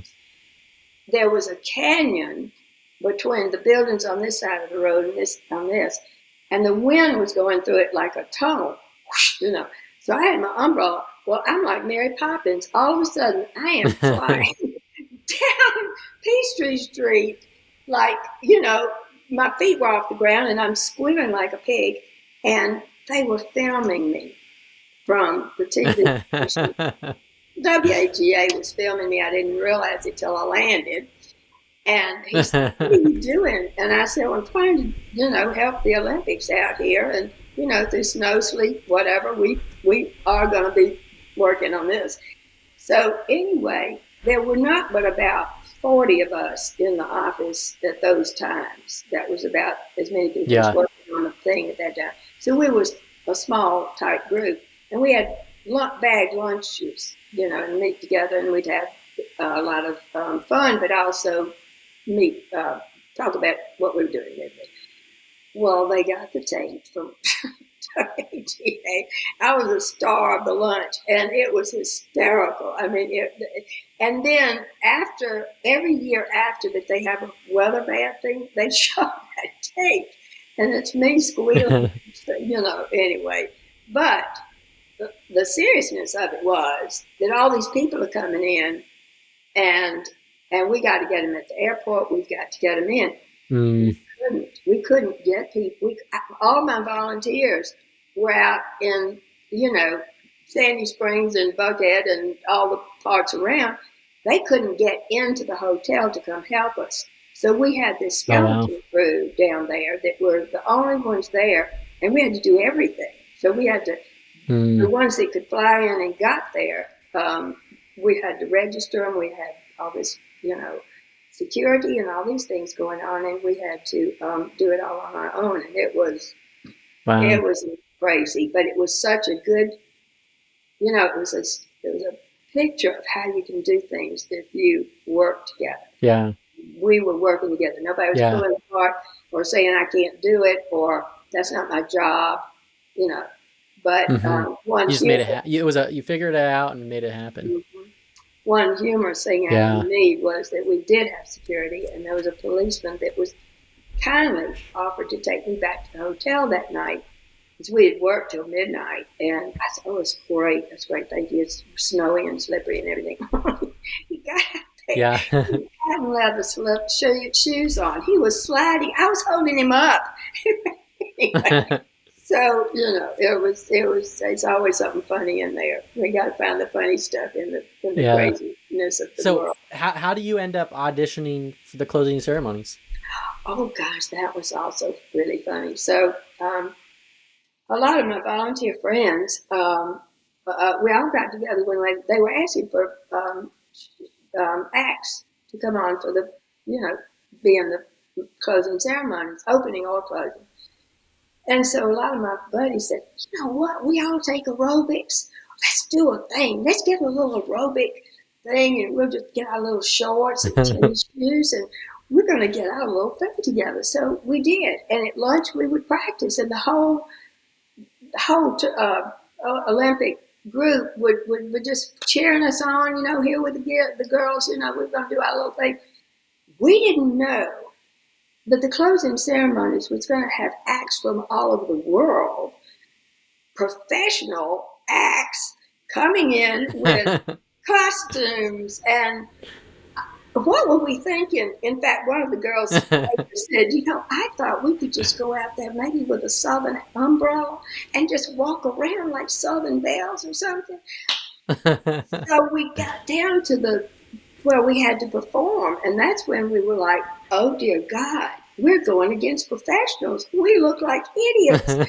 We got out there and everybody was cheering for us, and well, we got on. And so we did get to perform, but we were practicing after work till 2 a.m.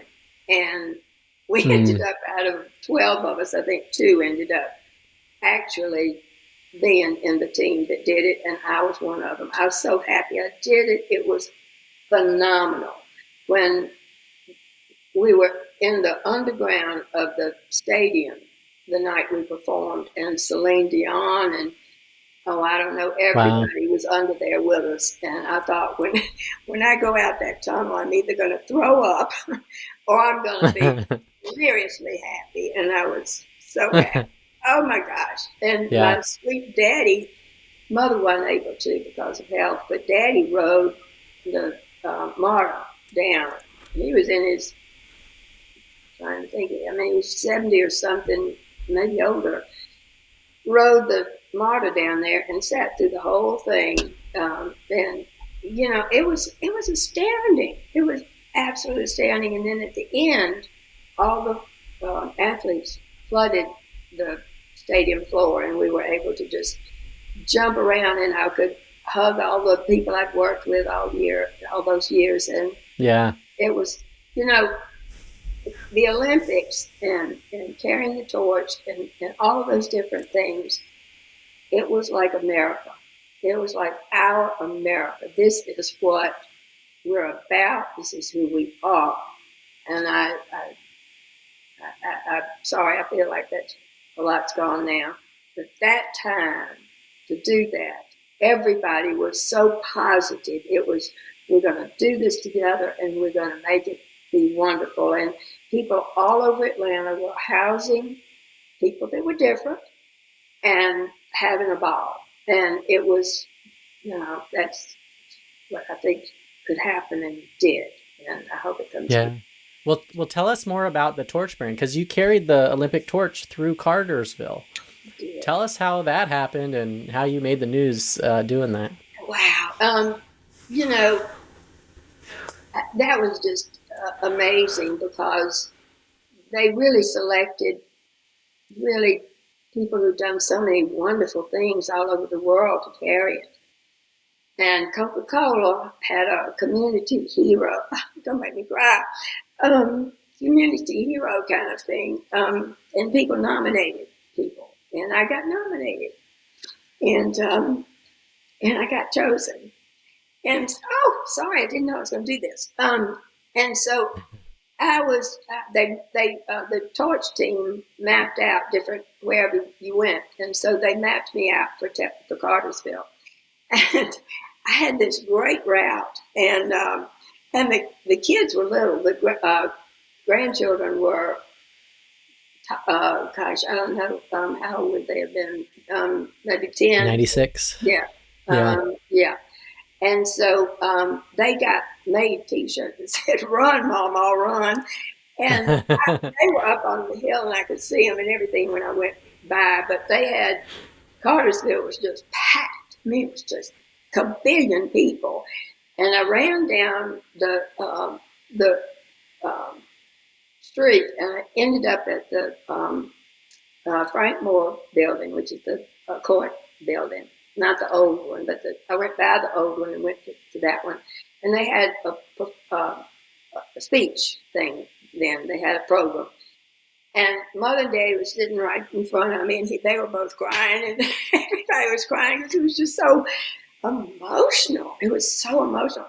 And the torch team had told me, said, "Don't run, milk it. Just walk and just take every minute you can to enjoy this." And, sorry. So anyway, I stood and held the torch while they were doing this program. And every time they would say, "Hold the torch," I'd go, "Hold the torch," and everybody scream and yell and everything. It was magic. It was just, it was one of the best moments of my life, and I felt very humble because there were so many people that ran it for different reasons, and it was Yeah. humbling. Yeah, very humbling. But I Yeah. kept to keep the torch, and I look at it and think about that. It was just Yeah. And I've seen it. I've seen it. So, it was is it how? What was the length that you ended up carrying it? How long um, distance? gosh, I don't know how to tell you exactly. Um, it would have been several blocks. I mean, I had to. There's a Yeah. bridge in Cartersville, and I started at the end of the bridge and had to go all the way down that road and then come back up another road. So I had a good stretch. Yeah, Yeah. it was that I just Well, wanted. before, yeah, yeah. Well, before we dive into the next story of you getting involved in national politics, I do have one last question on the Olympics piece. Do you remember the bombing Oh gosh, yes. Oh yeah. and what was that like, and how did Yeah, that unfold? yeah. I because I had chosen the press area. Um, the night of the bombing, um, I was I was called during the night, and so I just flew down there, and the security was so hard I could hardly get in, and it was we had bomb threats every day at the center at the work center when we had when we first started out we had a small telephone situation, then we got more and more, and I at one point I was training people to be on the telephone, and but we would get calls all the time about bomb threats and different things, and um, we just were so praying it wouldn't happen, and then it did, and it was just devastating. And but that team, Billy Payne was amazing. He was a wonderful leader, and the team that came to fix all that and to take care of it and to handle what was happening was just magnificent. They really were. They took charge, and I thought, well, the Olympics is over. Oh golly, Yeah. they'll shut it down. No, sir. We went right back out there and said, by golly, it's not going to get us down, and we did. And Yeah. people rallied, even though everybody was scared. We didn't know Yeah. what could happen. We didn't know who had done it, so we didn't know what was What the you know motivations were and all that. right. Yeah. But yeah, that was pretty Yeah. major. hmm Yeah, but everybody So, rallied. yeah. So I know you want to talk about your mission trips. Were those in the 90s or were those later? Oh, I did mission trips. Um, yeah, most of them were in the 90s. Um, So you had yeah. Habitat for Humanity. It was at 90s as well, or Oh gosh, Habitat. I probably did that earlier. I might have done that in the 80s. I did a lot. I built a lot of houses. I okay. hope they're still standing. I'm not sure how good I hammered, but with So that was. tell us about how that came about and how did that connect? I think that a friend of mine said something about she wanted to go do it. And I had a wonderful, fun tennis partner at the time named Denny. We were Denny and Deenie. Very cute. Um, but Did you go to Denny's for breakfast? no, we did not. But anyway, three of us went down. I guess was the first time I did it, and we put windows in. I mean, we did work. We really did. Yeah. And I mean, I remember doing Habitat for Humanity once when I was a kid, you probably like a too. teenager or something. So Now, in Arizona. So what did you do? Do you remember what you there did? was a house being built, and it was like a Saturday where we were helping, I think, Mhm. paint, if I remember right, maybe painting some of Yeah. the walls or something. Yeah. We built them from ground up, and Yeah. it was amazing. It was amazing.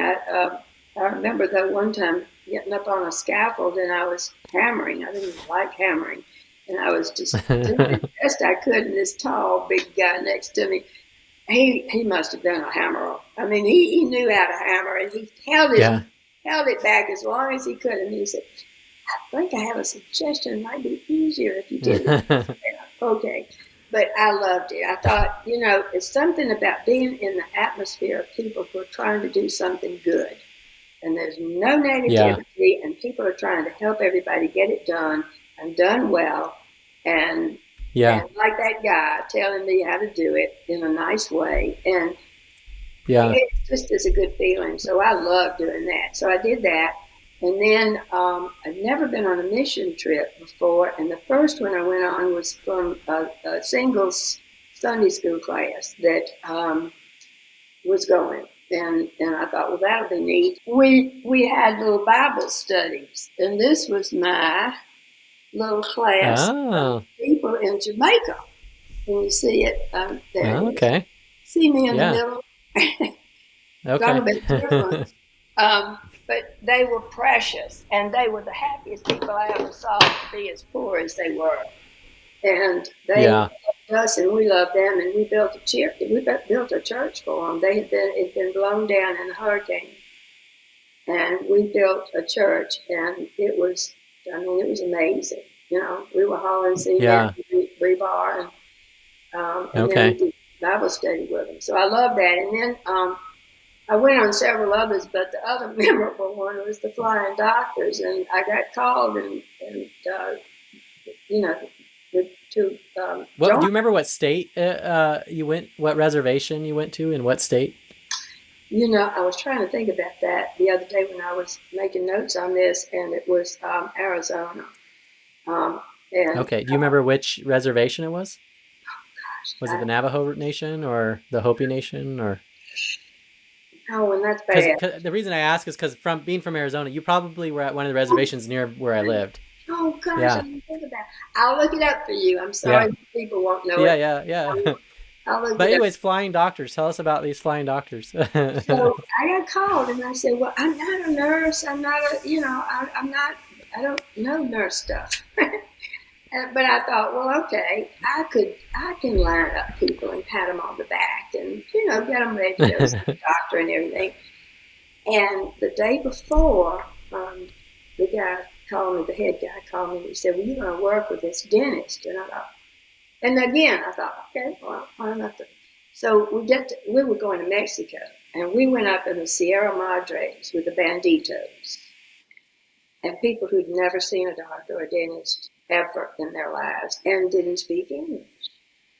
So, and then I get in there and I'm finding out I'm the dentist assistant. I have to hold the Yeah. flashlight while he's doing surgery in somebody's mouth. All these people had never seen, and they weren't being told, well, this is what we're going to do to you. And, blah, blah, blah. They just open their mouth and the dentist would be pulling teeth out and everything else. And they were not crying or screaming or carrying on. And I wanted to tell them they were very brave. So I asked the interpreter, I said, tell me what to say. She said, I forget what it was, but some word about brains. And so I got that word and I was just doing it over and over. And then I thought, well, they don't know what I'm saying. What you say, so the head of the thing came in and he asked the dentist, he said, how y'all doing? He said, well, he said, Deenie is over here saying, bravo, Cadillac, convertible, whatever I could think of that would just be able to say, yay, you did so great. But that was, I wanted so much to tell them. They were just being so wonderful and good. It was hard not to be able to tell them and do that and to see them in the poverty is really tough. We don't Yeah. have a clue sometimes how much people Yeah. suffer and what they deal with. But boy, that was a trip. Yeah. But that was Yeah. also life-changing So to see all of that. Yeah. yeah. So we're gonna flip across the century here to the 2000s, but we're at 2000. We're like 63 years into your life. So, is there anything else that you would sort of want to cap off in terms of kind of making sense of your first 63 years of life, and also most importantly, do you remember Y2K? Hey, remember what? Y2K. Oh gosh, yeah, the country went crazy. The Yeah. apocalypse of the Mhm. 2000. Yeah, I know. Yeah, I don't. Yeah, that was crazy. That was a little crazy. But yeah, it again did it. It was okay. Yeah. Yeah, we all ended up all right. Mhm. Well, one of the biggest things for me was getting the horses. Laurie had encouraged me, to get the horse. I got one. I realized horses need a buddy, so I got two. But all I did was I thought, well, I'll just walk around and fly. I don't need to be Yeah. galloping across the plains, and it'll be okay. But I never felt I was close to the horses. I felt like there was a fence, and I just couldn't get that closeness. And then when I was 70, I met Ed Dabney, who is Yeah. turned out to be the greatest friend and horse trainer. But I met Yeah, him. his business is he does gentle horsemanship, so it's very Yes. different than what people might think about when they think about horse training. Maybe give us a little, for those that don't understand how Ed Dabney approaches it, just give them like a little snippet of what that means. Well, a lot of people treat horses like motorcycles, and you get on, you kick them, and you go, and you pull them back, and you stop. But they don't get the spirit of it unless you really look for it, and because it's there, and they want to give it to you. They want to commit to you. They want to be with you. But they are going to Yeah. look at you and decide if you're going to be the leader or not. It's one of you, because you and the horse are a herd. So one of you is going to be the Yeah. leader. And Ed is the most incredible teacher of that, and teaching you how to be a good leader, so that the horse feels trusting and safe with you. And so the night that I met him, he said about two or three sentences, and I thought, he knows this thing that connects you. So if I can have one Yeah. lesson with this guy, this would be just wonderful. Well, anyway, one lesson turned into thousands. And I've been friends and connected since 2008. And he Hmm. has taken me and others all over the world. We've been to Sicily and Sweden and Finland and, oh gosh, I mean, just everywhere. But the funniest thing is when I had that one first lesson that I thought was going to have, I turned into a 10-year-old that wanted the pony. And I was just beside Yeah. myself, and he knew it. So he said, after I'd ridden and done with it, he said, do you want to go to my other lessons and watch me? I said, yes, can I go, please? Can I go? Yay! So I did. And then he had sent an email out to everybody that he was connecting with when I got the lesson from him. And I said, you sent that email out. It said something about a camping trip in Wyoming. And I said, gosh, I'd really like to do that, but I'm 70 years old and I don't know how to ride real good and blah, blah, blah. And he said, well, and I think it was in the fall. Yeah, it was like November, December. That's when it was. And he said, we've got till the summer. There's no problem. Of course you'll go. Well, I went 3 or 4 times to Wyoming, camping on the ground, riding in the mountains, just wonderful. And it just, I've just gone all over with him and gone to clinics with him and helped him work with the horses. He has done a lot of work with the police, and like in Sweden, we worked with the palace guards and got to see them march into Wow. the castle, and we were on the streets, we're yelling to our buddies that we had taught to ride the horses, and I don't know, it's just magic. But then he got asked to provide horses for movies. So my horses were in Sleepy Hollow for 3 years, and Wow. The one of TV my show. yes, Yeah. TV show. And one of my horses was a star. He was War, and Ed rode him, and it was incredible. That I stories after stories for that. And then they've been in a lot of other TV shows, movies, just whole lot, both of them. And pulling carriages, which I drive a carriage now, and we taught my horses to pull a carriage, 2 of them at a time. Yeah. So I have wonderful stories. Yeah, what did the gentle horsemanship teach you about yourself and oh gosh. and God and animals and life? What did you learn in that experience from those experiences? Because when I first met Ed, his whole line is that I had 2 horses when he came to me, and neither one of them had ever had training. And he put Smoke into the arena with him, and then he taught Smoke to trust him and to come to him in 15 minutes. But what he did was he stood in the middle, and he was the safe place. And I always thought, okay, that's like God's the safe place. You can run around all you want to and act crazy and kick your legs up, but God is your safe place. So he's standing there as the trainer, as the safe place, and he's got a whip, but he's not whipping the horse. So he's cracking it and getting him to run. And if Smoke would turn his head to him, he would quit. So he's teaching him, okay, I want you to do that, and I'll be safe if you come do that. So Smoke was running like a crazy man, and then he would come in a little bit, and then he'd go back, and anyway, at 15 minutes, that horse melted like butter. I've never seen anything like it in my life. I cried like a baby. Yeah. He just went in and was loved on like he'd never been loved on. And it was, it's a picture of God. And that's the way Ed teaches is, you're the safe place, and you're the leader, and you're the comforter, but you got to decide to come to me. And that's what my horses did, and the way I hope I live, and the way Ed lives. And so, that was, Really, and there have been a million ways that I've watched him and learned from him in doing that. How do you act with the horse? You don't need to get mad at him.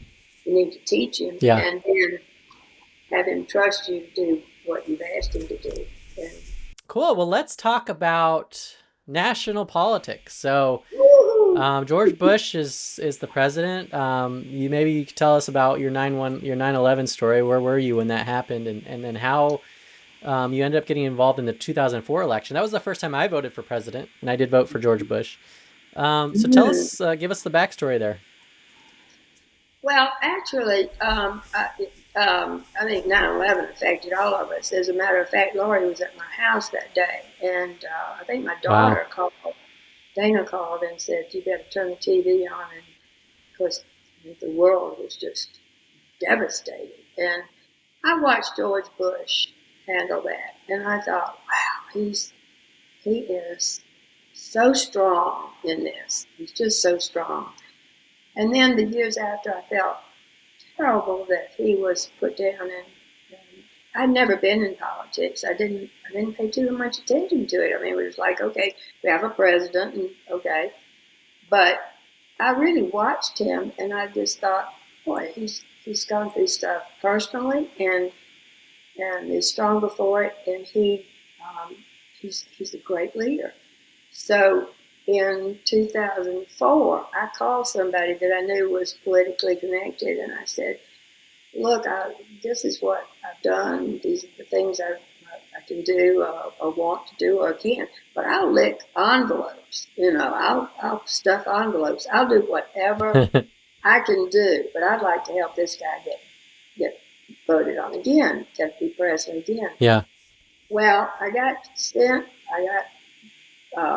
Through multiple people. I got asked to go to an office with a group that was heading up Georgia. And so I worked on the grassroots for Georgia, and I would communicate with all the people there. And I kept thinking, gosh, I wish George Bush knew how many people in little towns and everywhere else are for him. And it's just so amazing. So I worked in that, and then 2 weeks out, I went to Florida. They sent me to Florida. 2 weeks out from the election? 2 weeks out, 2 weeks before the election. So Oh, I went voting. over Yeah, there to yeah. be Okay. in a headquarters over there. And Okay. And what part of Florida was that? Santa Rosa County, it was near Destin and between Destin and Okay. Pensacola. That's so wild because, I mean, with the whole wild Florida recount and the Supreme Court and the Yeah, we hanging were. chads, I mean, it was all in Florida. We were there. We were So, there. yeah. And So that was 4 years well, later. I had a couple of things happen there. That one was not good, but it worked out okay. But I had the headquarters was in a shopping center, and we had kids who came Yeah. in and would go out to the houses and knock on doors, and we had cell phones as telephones to call people to say go vote. And there was a Yeah. little store next door that had supplies, and I went next door to get something, I don't know, and I walked down the sidewalk, and as I did, I knew I was going to be attacked. There was a group, and it Oh, wow. was, I think they called it oh gosh, MoveOn.org. Move On. I think that was it. Anyway, it was a huge, well, countrywide organization, and in some places they were armed. And so Yeah. I knew that was happening, and I was by myself. So I just didn't look at them, and I just kept walking. And they stormed into the headquarters around me and started asking me things that I knew they wanted to get me to say and be on TV. And Mm, so I got the police there, and it all calmed down, but it was very scary. And when I got back to my headquarters in Atlanta and looked up some emails from back when, it was flooded with warnings about this group and how to oh, watch wow. out for guns, and it was just awful. Here you have, people working so hard to help the country, and a man who's trying to lead it in a good way, um, and then you have this rage, and people are getting killed that way. It was it was really hard, but it was Yeah. also I loved knowing I was working towards helping him get there, and Yeah. yeah, that was amazing. After Yeah. So what was election day like? When he won. So what was that like? Well, it was crazy because in Pensacola there was a wonderful guy named Nick, and he was pretty much head of the whole area. And Nick and I'd gotten to be good friends. He was a great guy, and he would call me and he'd say, "Dee, we have got to get the count from your headquarters. See, you send people over to the place they're voting, and you ask people Yeah. outside, do you mind telling me who you voted for? And that's the way they get this count." Well, the girl Yeah. that was sent over there decided she didn't want to do it anymore, but she didn't tell anybody. So we're not getting the Oh, no. number. And there's a Yeah. lawyer in my office, headquarters there, that is not thinking it's a problem. And Nick is screaming, saying, "We've got to get the numbers." And I said, "No." So we were trying to get our numbers, and that's the behind the scenes when you're trying to, the numbers are on the board all over the TVs. That's what's Hmm. going on. So that was pretty Yeah. exciting. And then we thought he'd won. And then, I had a hotel room way down the road because we were in hurricane damaged area and there weren't many hotels, but I thought it was over, and then it wasn't. It was just, Yeah. it's crazy, but he won, and that was Yeah. wonderful. So And he won. I mean, won 2000 in 2004. 2004, I think, was a little bit more decisive, if I remember right. yes, But what did what happened after that? Did you have any involvement? Was there anything? yes, I think you had the Christmas well, party. Was there anything? yes. Well, one thing I did, um, I, uh, I wrote him letters. I never was sure if he got him any, or anything, but Yeah. sometimes I would get a thank you note from him, but I knew it wasn't necessarily personal. But Yeah. From the White I House. never knew if he read all of them or whatever. But anyway, I felt so strong about it. I did that. And then when he was getting to the end, it was in 2000.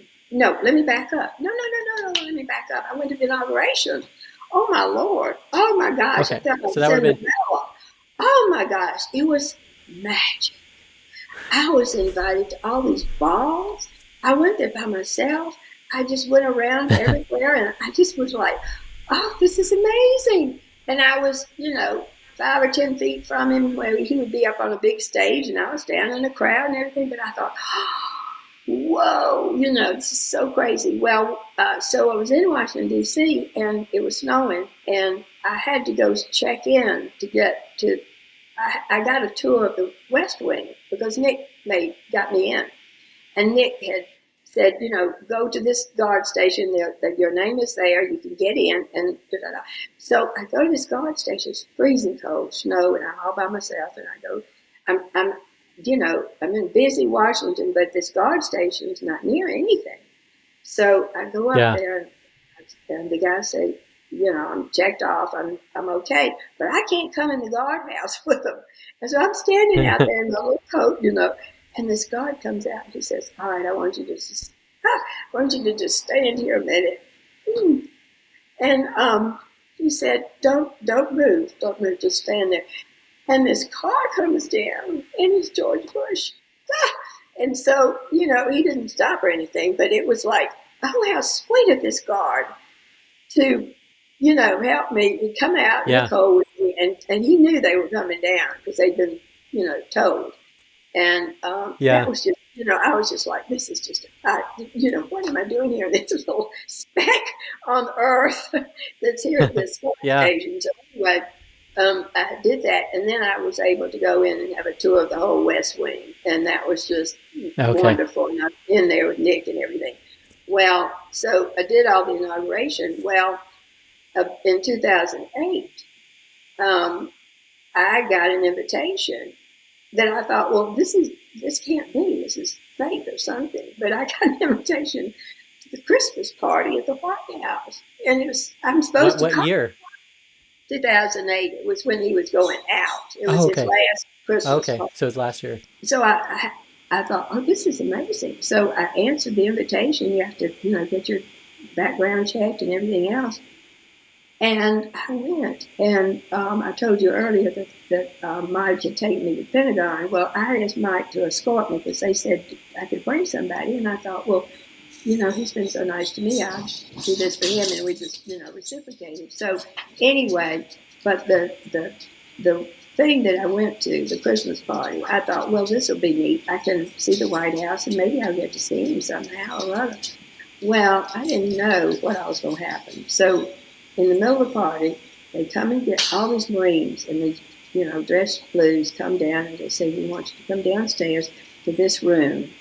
And so they take us down there, and we're in line. And I'm thinking, oh, dear God, I'm going to be able to shake hands with him. This is really nice. So we get down there, and it's the big oval room that you see when he interviews people and stuff. So he's in there, and we're slowly moving up the line, Mike and I. And I'm realizing, oh, my Lord, we're going in, just the two of us in there. So we get up to the thing, and I'm standing there, and the whoever announces Deenie McKeever.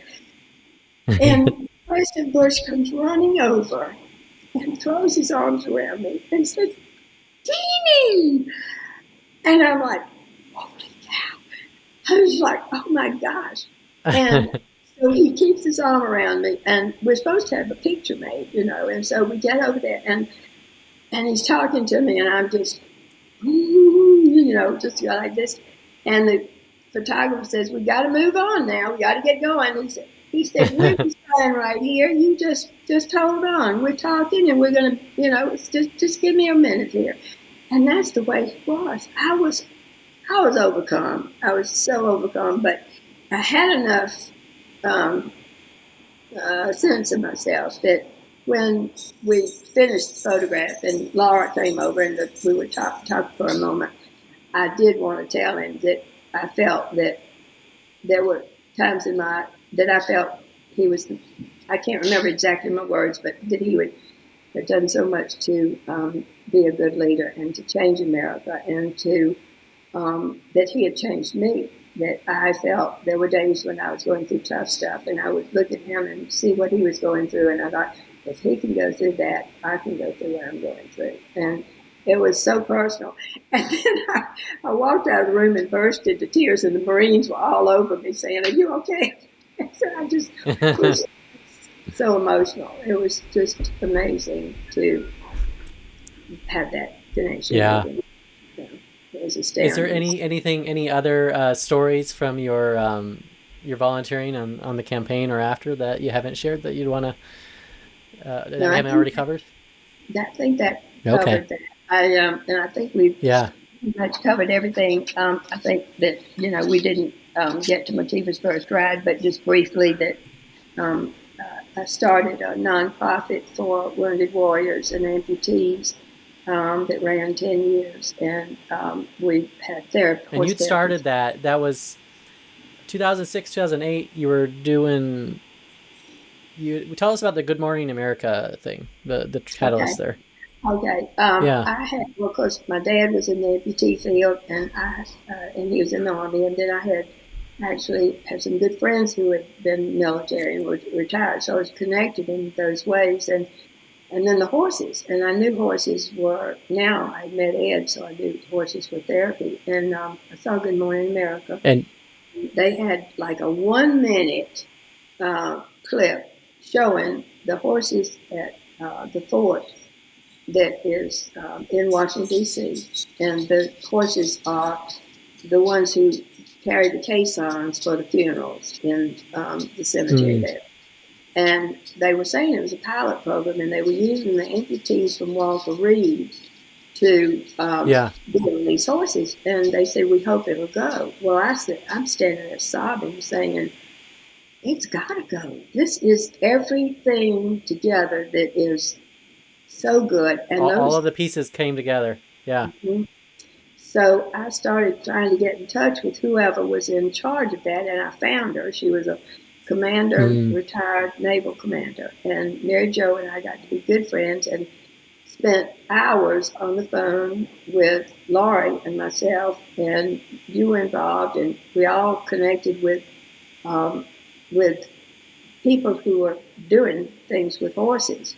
And at the time, there was a large horse organization, and I thought, well, if they could get their act together, they could pull this all together. But one of the hard things was that if you're going to do this, you've got to do it right.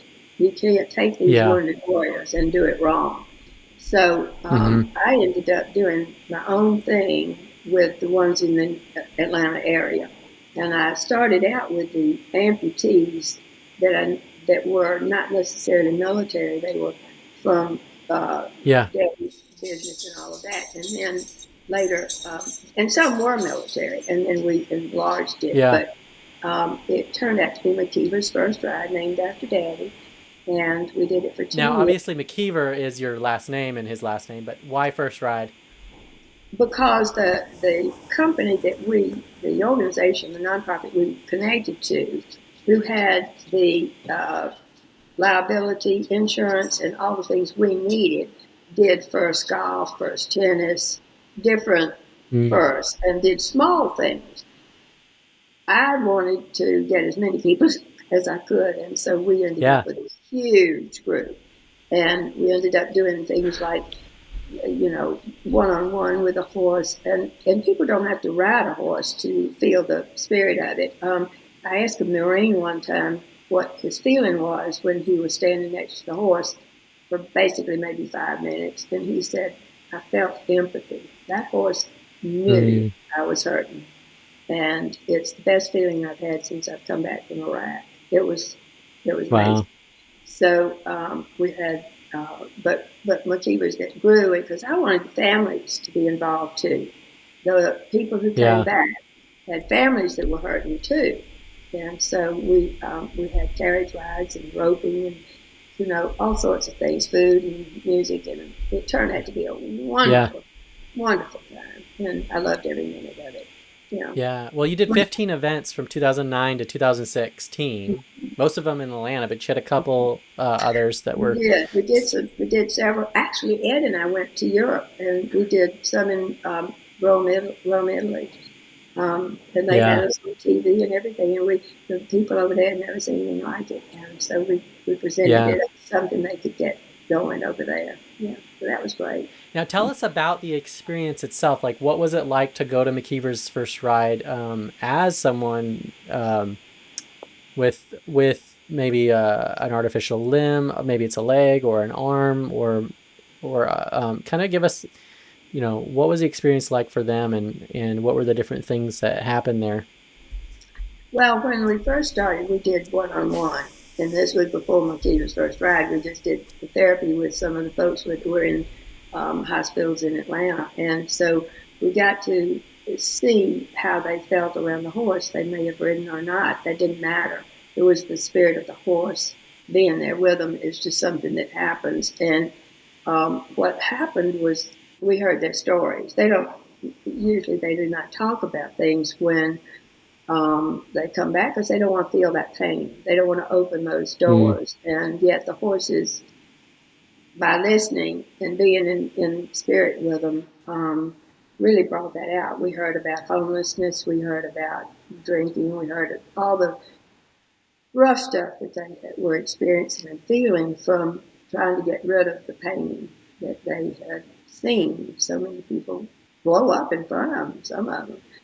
And so Yeah. that was amazing. So when they kept telling us that that was the best they had felt since Iraq and they were able to talk about it, once they talk about it, it releases some of that pain. So that's what we tried to do in McKeever's in a bigger scale with a lot more fun involved and not just one-on-one. And so they got their kids on the horses. They drove carriages. They got to rope, and feel they felt respected. They felt Hmm. seen. They felt somebody cared, and they felt a camaraderie because of all the ones that came along with them, and Yeah. because we cared about them. Yeah, Yeah. yeah. And so tell us about, I mean, so we talked a little bit about Lori Johnson before, and she's since passed. Um, but she was heavily involved in McKeever's first ride, a big part of it. You're a co-founder. Yes.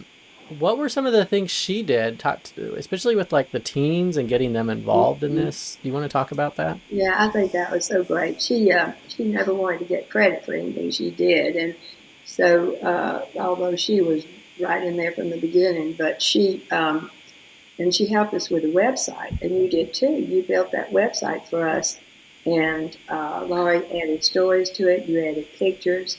It's still up. It's an amazing website, and it really showed so much of the healing that went on with this, but the fun too. And she Yeah. was an idea person. She was great, but she loved those teens, and she had all these ideas for creativity for them at the McKeever's.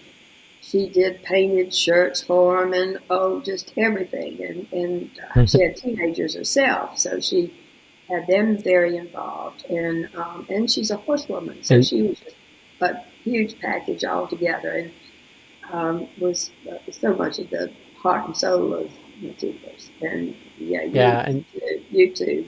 You were the website was amazing, and it still is with so much information out there of healing and health. And yeah, it was great. the teens would volunteer. What were some of the things they were doing to serve?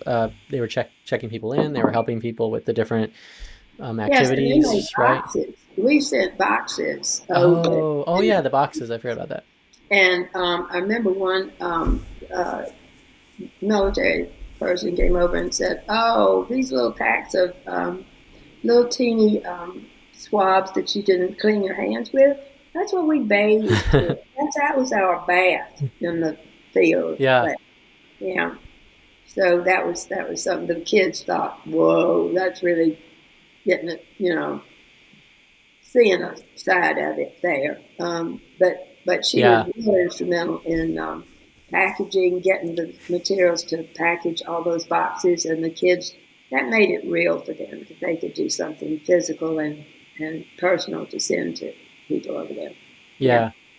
Well, and so much of McKeever's first ride, and all the events you did, and as it kind of grew and evolved over the years, it was a culmination of all the things you had gone through before in terms of organizing and planning and inviting and creating these events. You'd sort of learned all the lessons on how to do it in these different seasons of life you've shared with us. And you were also, a performer at these events. You did this sort of horse with the Yes. flags in this Oh show, and you had speakers. Tell us about that my that gosh. part of it. Well, the fun part was we had Ed's daughter was a wonderful trainer too, and she had gathered a group of us. We called ourselves the Rusty Spurs because we were all over 50, and we were her first team that she made, a drill team that she did choreography for. Now she has a whole Yeah. academy. She's teaching all these young kids now, but so she was teaching us how to do. Well, she taught us how to hold flags and ride, and that's not easy. Those flags are heavy, Yeah. and you got to hold them just right, or they fall down. And we were a bunch of nuts. And so when I suggested that we do a thing for the drill team with the drill team for McKeever's, as an opening of the show, everybody went just into nervous. I mean, we went into this. Oh, there's no way we can do this thing.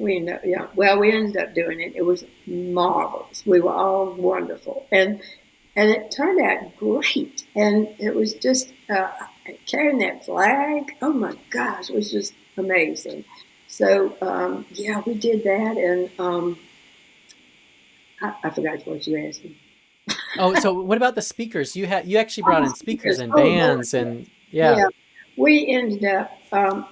Dale was the most wonderful one, I guess. He was a double amputee, and Dale and I met because we were both invited to a Bush summit at his library after he was Mm. president, George and Bush. Yeah. yes, George Bush, George W. And so he um, there was a meeting about how do we help the vets, and he had gotten invited for certain reasons, and I was. So a friend, somebody in the nonprofit that had worked on helping me get McKeever's, told me about Dale, and said you need to keep. She said Deanie's going to be at this summit or something, and she'll be back soon. He said, "Oh, I'm going too." So Dale, anyway, long story short, he called me at the hotel and he said, "I'm in the lobby," and I said, "Well, I'm short and I wear glasses because I did at the time." And he said, "Well, I'm tall and I have two metal legs." And I met him, and he was absolutely amazing guy. And then he died, unfortunately, very young because the blood in his legs, something happened, and we never knew exactly what. But it was all of a sudden he he passed away, and it was it was hard because he was Yeah. wonderful. He loved Delore. He called her Doc, but she had earned Yeah. a doctorate, and she had a doctorate degree, and he Yeah. loved both of So us. you And have yeah, yeah. So your dad, and your grandfather, they work in prosthetics, developing these for people who have had amputations or lost limbs, or maybe they were born without them, and you're continuing the legacy. So your father's the inspiration for this McKeever's First Ride, where you bring all of the talents you've collected over your life to put on these events.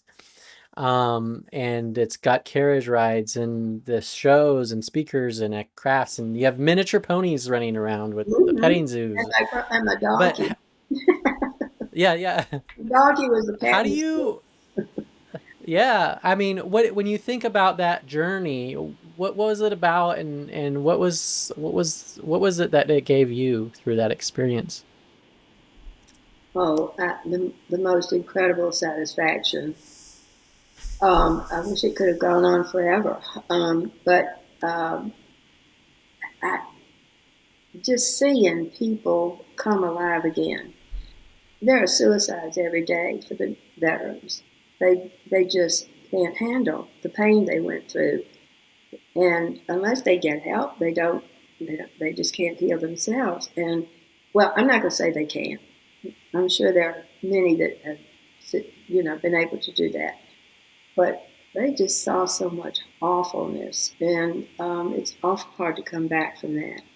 And I think we did a lot to heal those wounds and to actually present horse therapy for veterans, because that wasn't done before this.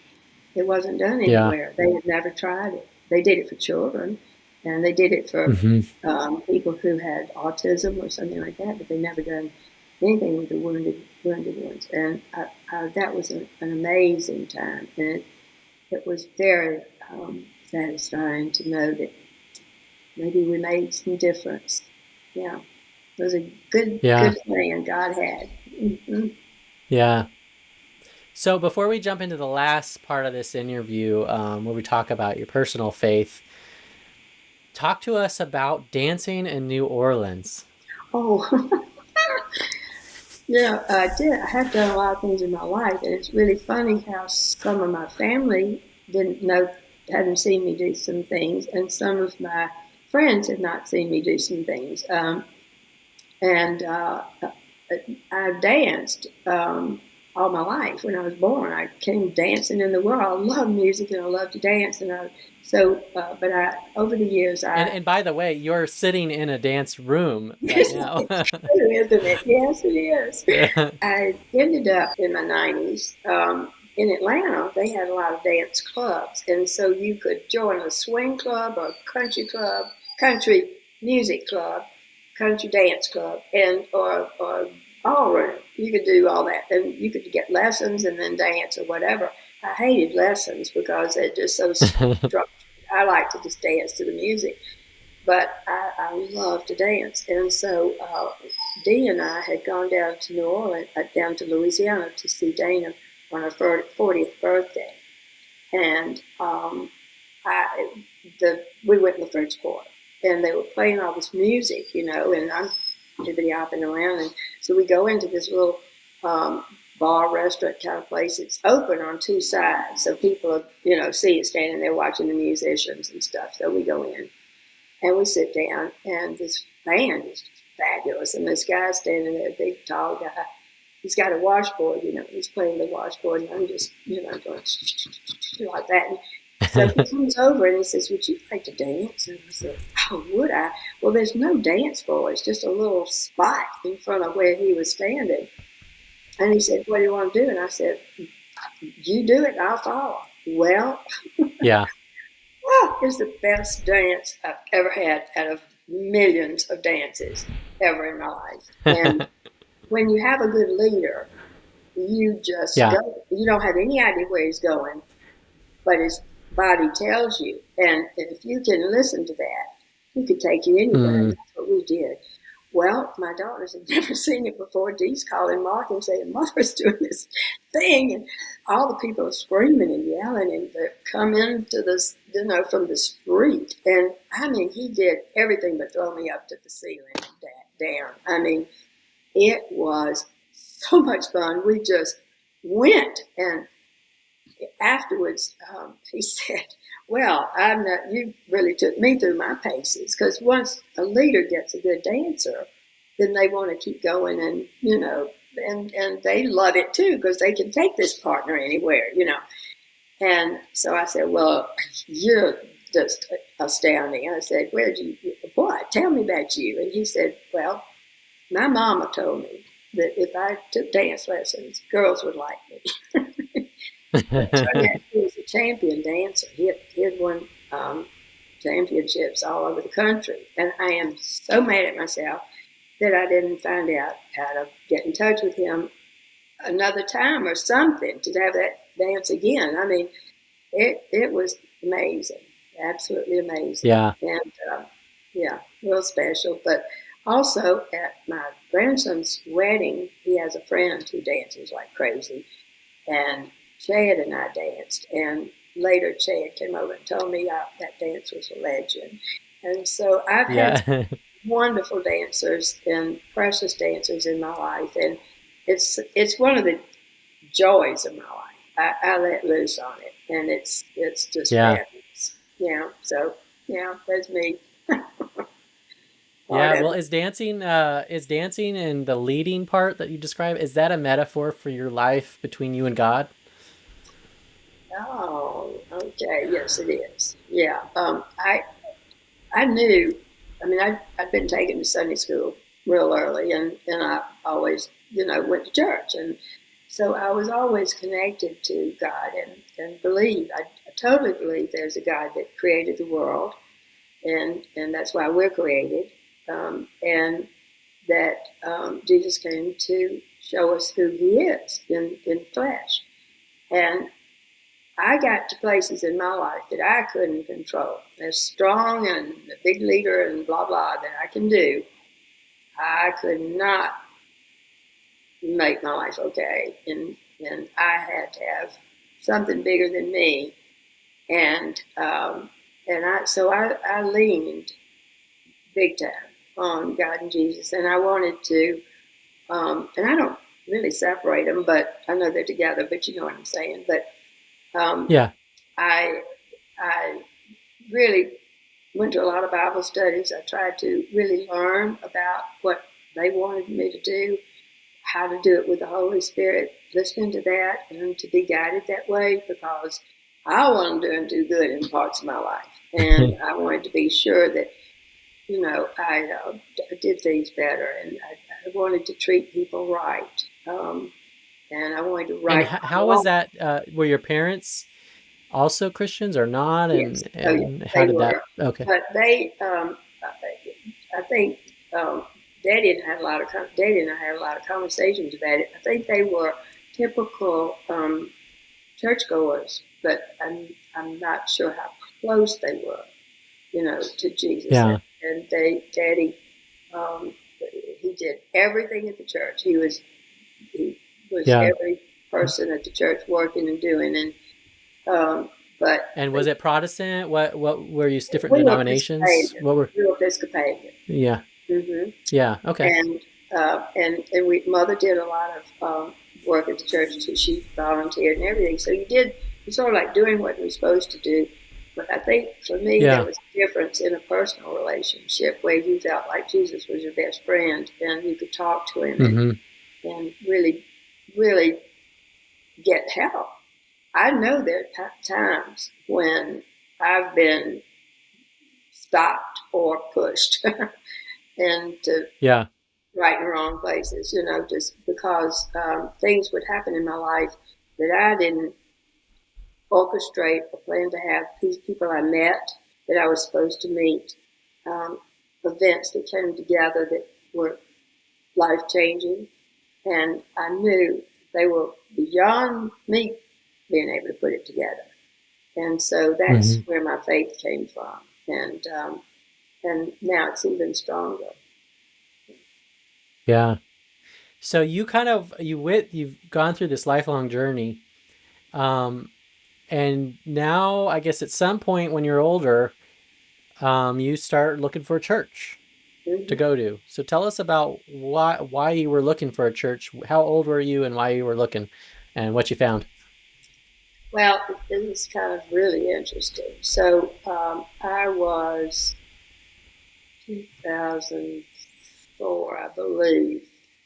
Yes, it was 2004. Churches began to split over laws, rules, whatever, values. And it began to be, to me, this person in the pulpit, in this church, in this building, I'm the truth. I'm the truth about God. You look at me and listen to what I say, and that's the truth. And it didn't sit in my spirit. I mean, my Holy Spirit just turned my stomach around. I may not understand exactly what's bothering me or whatever in my head or heart, but I know something's wrong. And it just didn't feel right to me. So I just started going, excuse me, to different churches to see how their structure was, what were they doing. And I never really thought about Catholics. I didn't think good or bad. I understand now there's a lot of people that think really funny things about Catholics. But Yeah. God literally parachuted Catholics in steps. I had to step over them to get around. I mean, it was What are all now, these Catholics doing around me? yeah, they never evangelized me, though. That they never Okay, were yeah. preaching to me or saying you need to be a Catholic and you know it's all wrong wherever. None of that. There was just a love about them, and also I would hear them talk about what they had in their church, and one was to honor Mary, and not that Mary replaced Jesus and you prayed to Mary instead of Jesus or anything. It was you honored Mary because she was the mother. She is the mother of God, and Yeah. Jesus, and that made sense to me. And then they have a confession. Well, I mean, yes, we're forgiven. We're all forgiven. However, guess what? We still do bad things. And I thought, well, if we had a definite confession where we said, I did this and I am sorry, you know, what a world we'd have if everybody was accountable to themselves to just put it out there and say it. And Yeah. I thought, well, that's cool. And then there were just other things that just felt right to me. I felt like they had a real connection to the Eucharist because of um, Jesus in the Last Supper and that his present in the Eucharist in the church. And um, Yeah. I love the stories of the saints that have gone before us. So it all just made sense to me. And so I started checking it out and decided that's what I wanted to do. And I love it. I just love it. I Yeah. always love Jesus, but I love the extras that they see and do so that we're closer to him. And I mean, I'm not saying anything else is wrong or not right. I'm not. I'm saying that for me, that's where God wanted me, and it's been a perfect place for me, and Yeah. a lot of good people there. Yeah. So So what is the Catholic Church? How is it strengthened your faith, and what has it given you as far as in terms of the community of and the way they do things? I think that we do. I was thinking about this the other night. We have certain prayers like the Rosary, and there are different uh, things that we do as a group or individually. And I was thinking, I'm so glad I know this, and I'm so glad I'm doing it. I'm doing an app that's called Hallow, and it's with the Jonathan Rumi, who is the Jesus in The Chosen, and Okay. he is just a great guy, and he leads you in prayers and things. And I think this is such a community because the Catholic Church is not different in Rome, Italy, or Sicily, or Hawaii, or every church has the same service every Sunday all around the world. And people think Mm. we don't read the Bible, but we go through the Bible a lot, and we have Bible studies at my church. But the Bible is read from the Old Testament, the New Testament, Psalms, and the Gospel is always read every church service. And so we go Yeah. through the Bible, and so everybody all over the world is doing things Mm. that you're doing, and I think that is a huge thing. You belong somewhere. When I went to ride in those countries, I went to mass in those churches. I didn't know their language, but I knew what they were saying, and it was great. Yeah. And so I think that's a big part of it. I've certainly had some priests that I've been very close to, and a very human. They're very human, not just up here.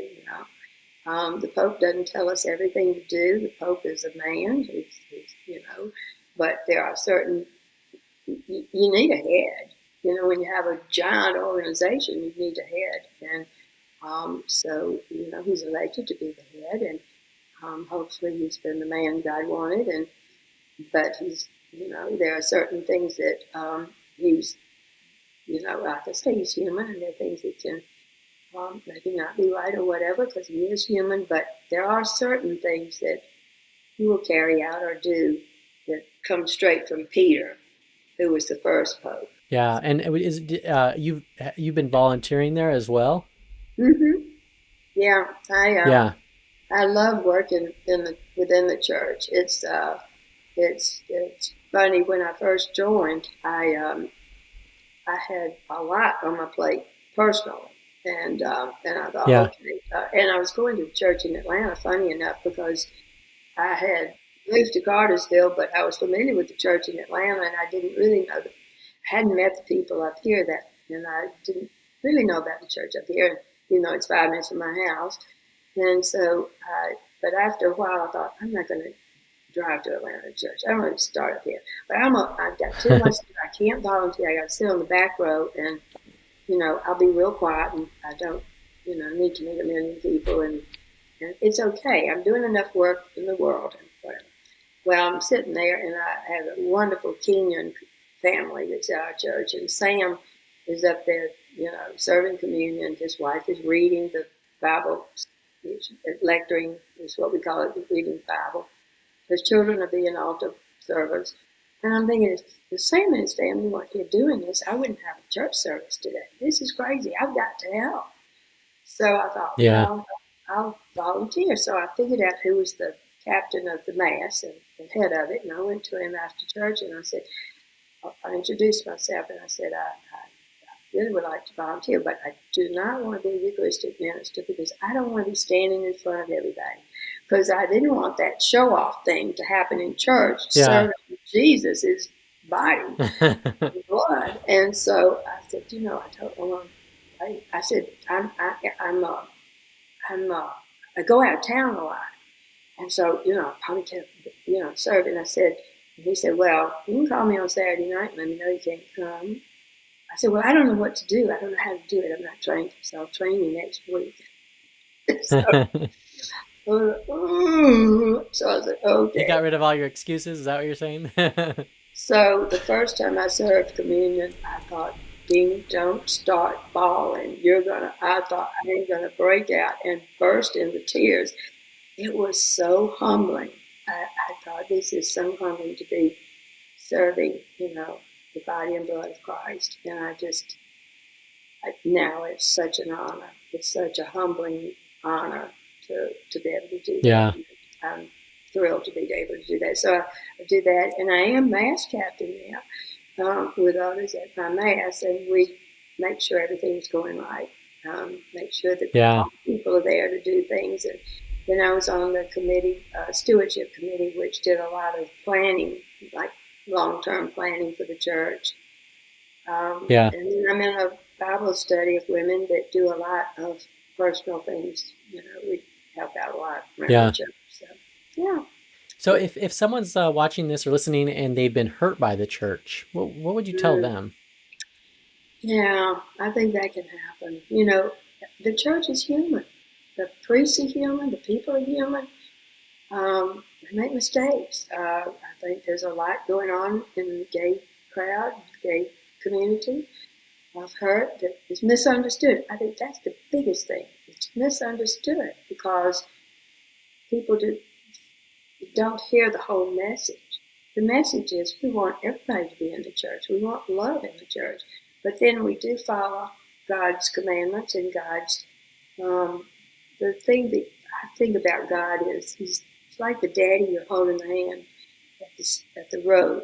And there's a semi coming down the road, and he's saying, I don't want that semi to hit you, so you stand here and hold my hand. I'll tell you when to cross the road. And I think there are times when God does that with us, and the things that God says, that's not a good idea, is because it's going to harm us. And I don't think it's the church that's saying it, it's the church that's standing up for those things that God has said. And so that's where I come from on that. And I think there's always been a lot of hurt under the name of religion, and I hate that. Yeah. Yeah. Yeah. Yeah. It's Well, I know you have a final. misunderstanding. Yeah. Yeah. Yeah. Well, I And know you not, have a final not story to share. I'm sorry. Not assuming. Yeah, yeah. But before you share your final story, is there anything else you wanted to share, or did you want to sort of summarize the I life of Deenie? can't believe we talked 3 hours. I was concerned about 1 hour. What have we done? Oh my gosh. Well, I would like to end on this because this is the biggest thing. I think one of the biggest things that ever happened. Um, so we talked about Daddy and what he believed, what he didn't believe. We never talked, never talked real deep about it. He was always a little, you know, uh, I think he was a little awkward about it, about being personal on it. With his relationship with God, you mean, Yeah, in terms of yeah, talking about it? yeah, Yeah. yeah. Well, so Daddy was talking to Mother one night, and she said, he said, do you believe in heaven? And he said, Daddy was very logistical. He wanted, he's got everything's got to have a way to work it out. He said, there's too many people. Where would they all be? There's no where they could be. So, no, I don't really think so. Well, the next day he had a stroke and he was unconscious. Um, he was unconscious for 10 days in a bed. And my dad was very athletic, so he was strong and muscular, and he was, could lift and do all sorts of things. Um, and he was flat on his back for 10 days. And I just felt he could hear us. And so I would talk to him. Well, the day came when we had to unplug the things that were keeping him alive. The nurses had said, all right, this is what the monitor's going to do, and he'll start breathing hard, and that's it. Mm. Well, I had sat with him. My family had all left, and I was sitting with him, and it was hours, and I was sitting there, and I was talking to him and stuff, and I went outside while they were doing something with him, and I said, Lord, I don't know if I can. I mean, it's been hours, and I want to stay. Keep me, help me to be able to stay long enough that I. But I'm tired and I'm hungry. I have to go to the bathroom. I mean, I was long hours. I was staying right with him, and I didn't want to fall out, and so I Mm-hmm. prayed God would help me, and I went back in, and the monitor started going, and I think he was going, and uh, so I just kept saying, I don't know, this had to have been from God because I didn't think about this statement. I wasn't intending to. I hadn't thought in my head or anything. I just kept saying, Daddy, put out your arms, and Jesus is going to meet you. There is a heaven, I know it. And I just kept saying, put out your arms, put out your arms.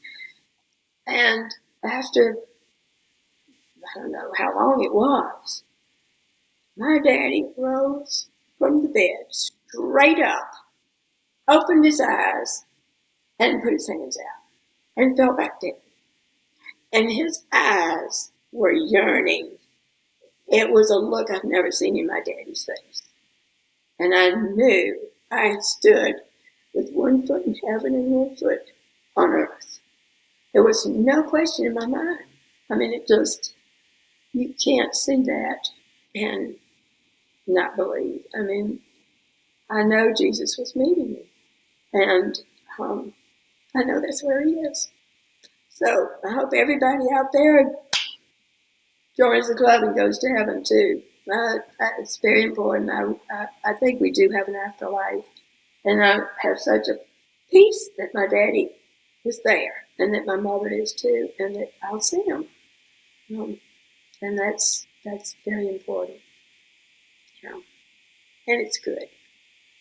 Real good.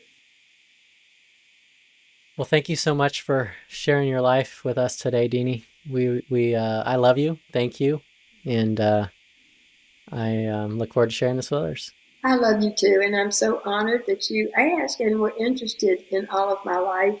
I'm floored that we were on this long, but I hope it be a message of encouragement and love in different ways for people that out there that may be hurting or maybe indecisive about things, and maybe that will matter.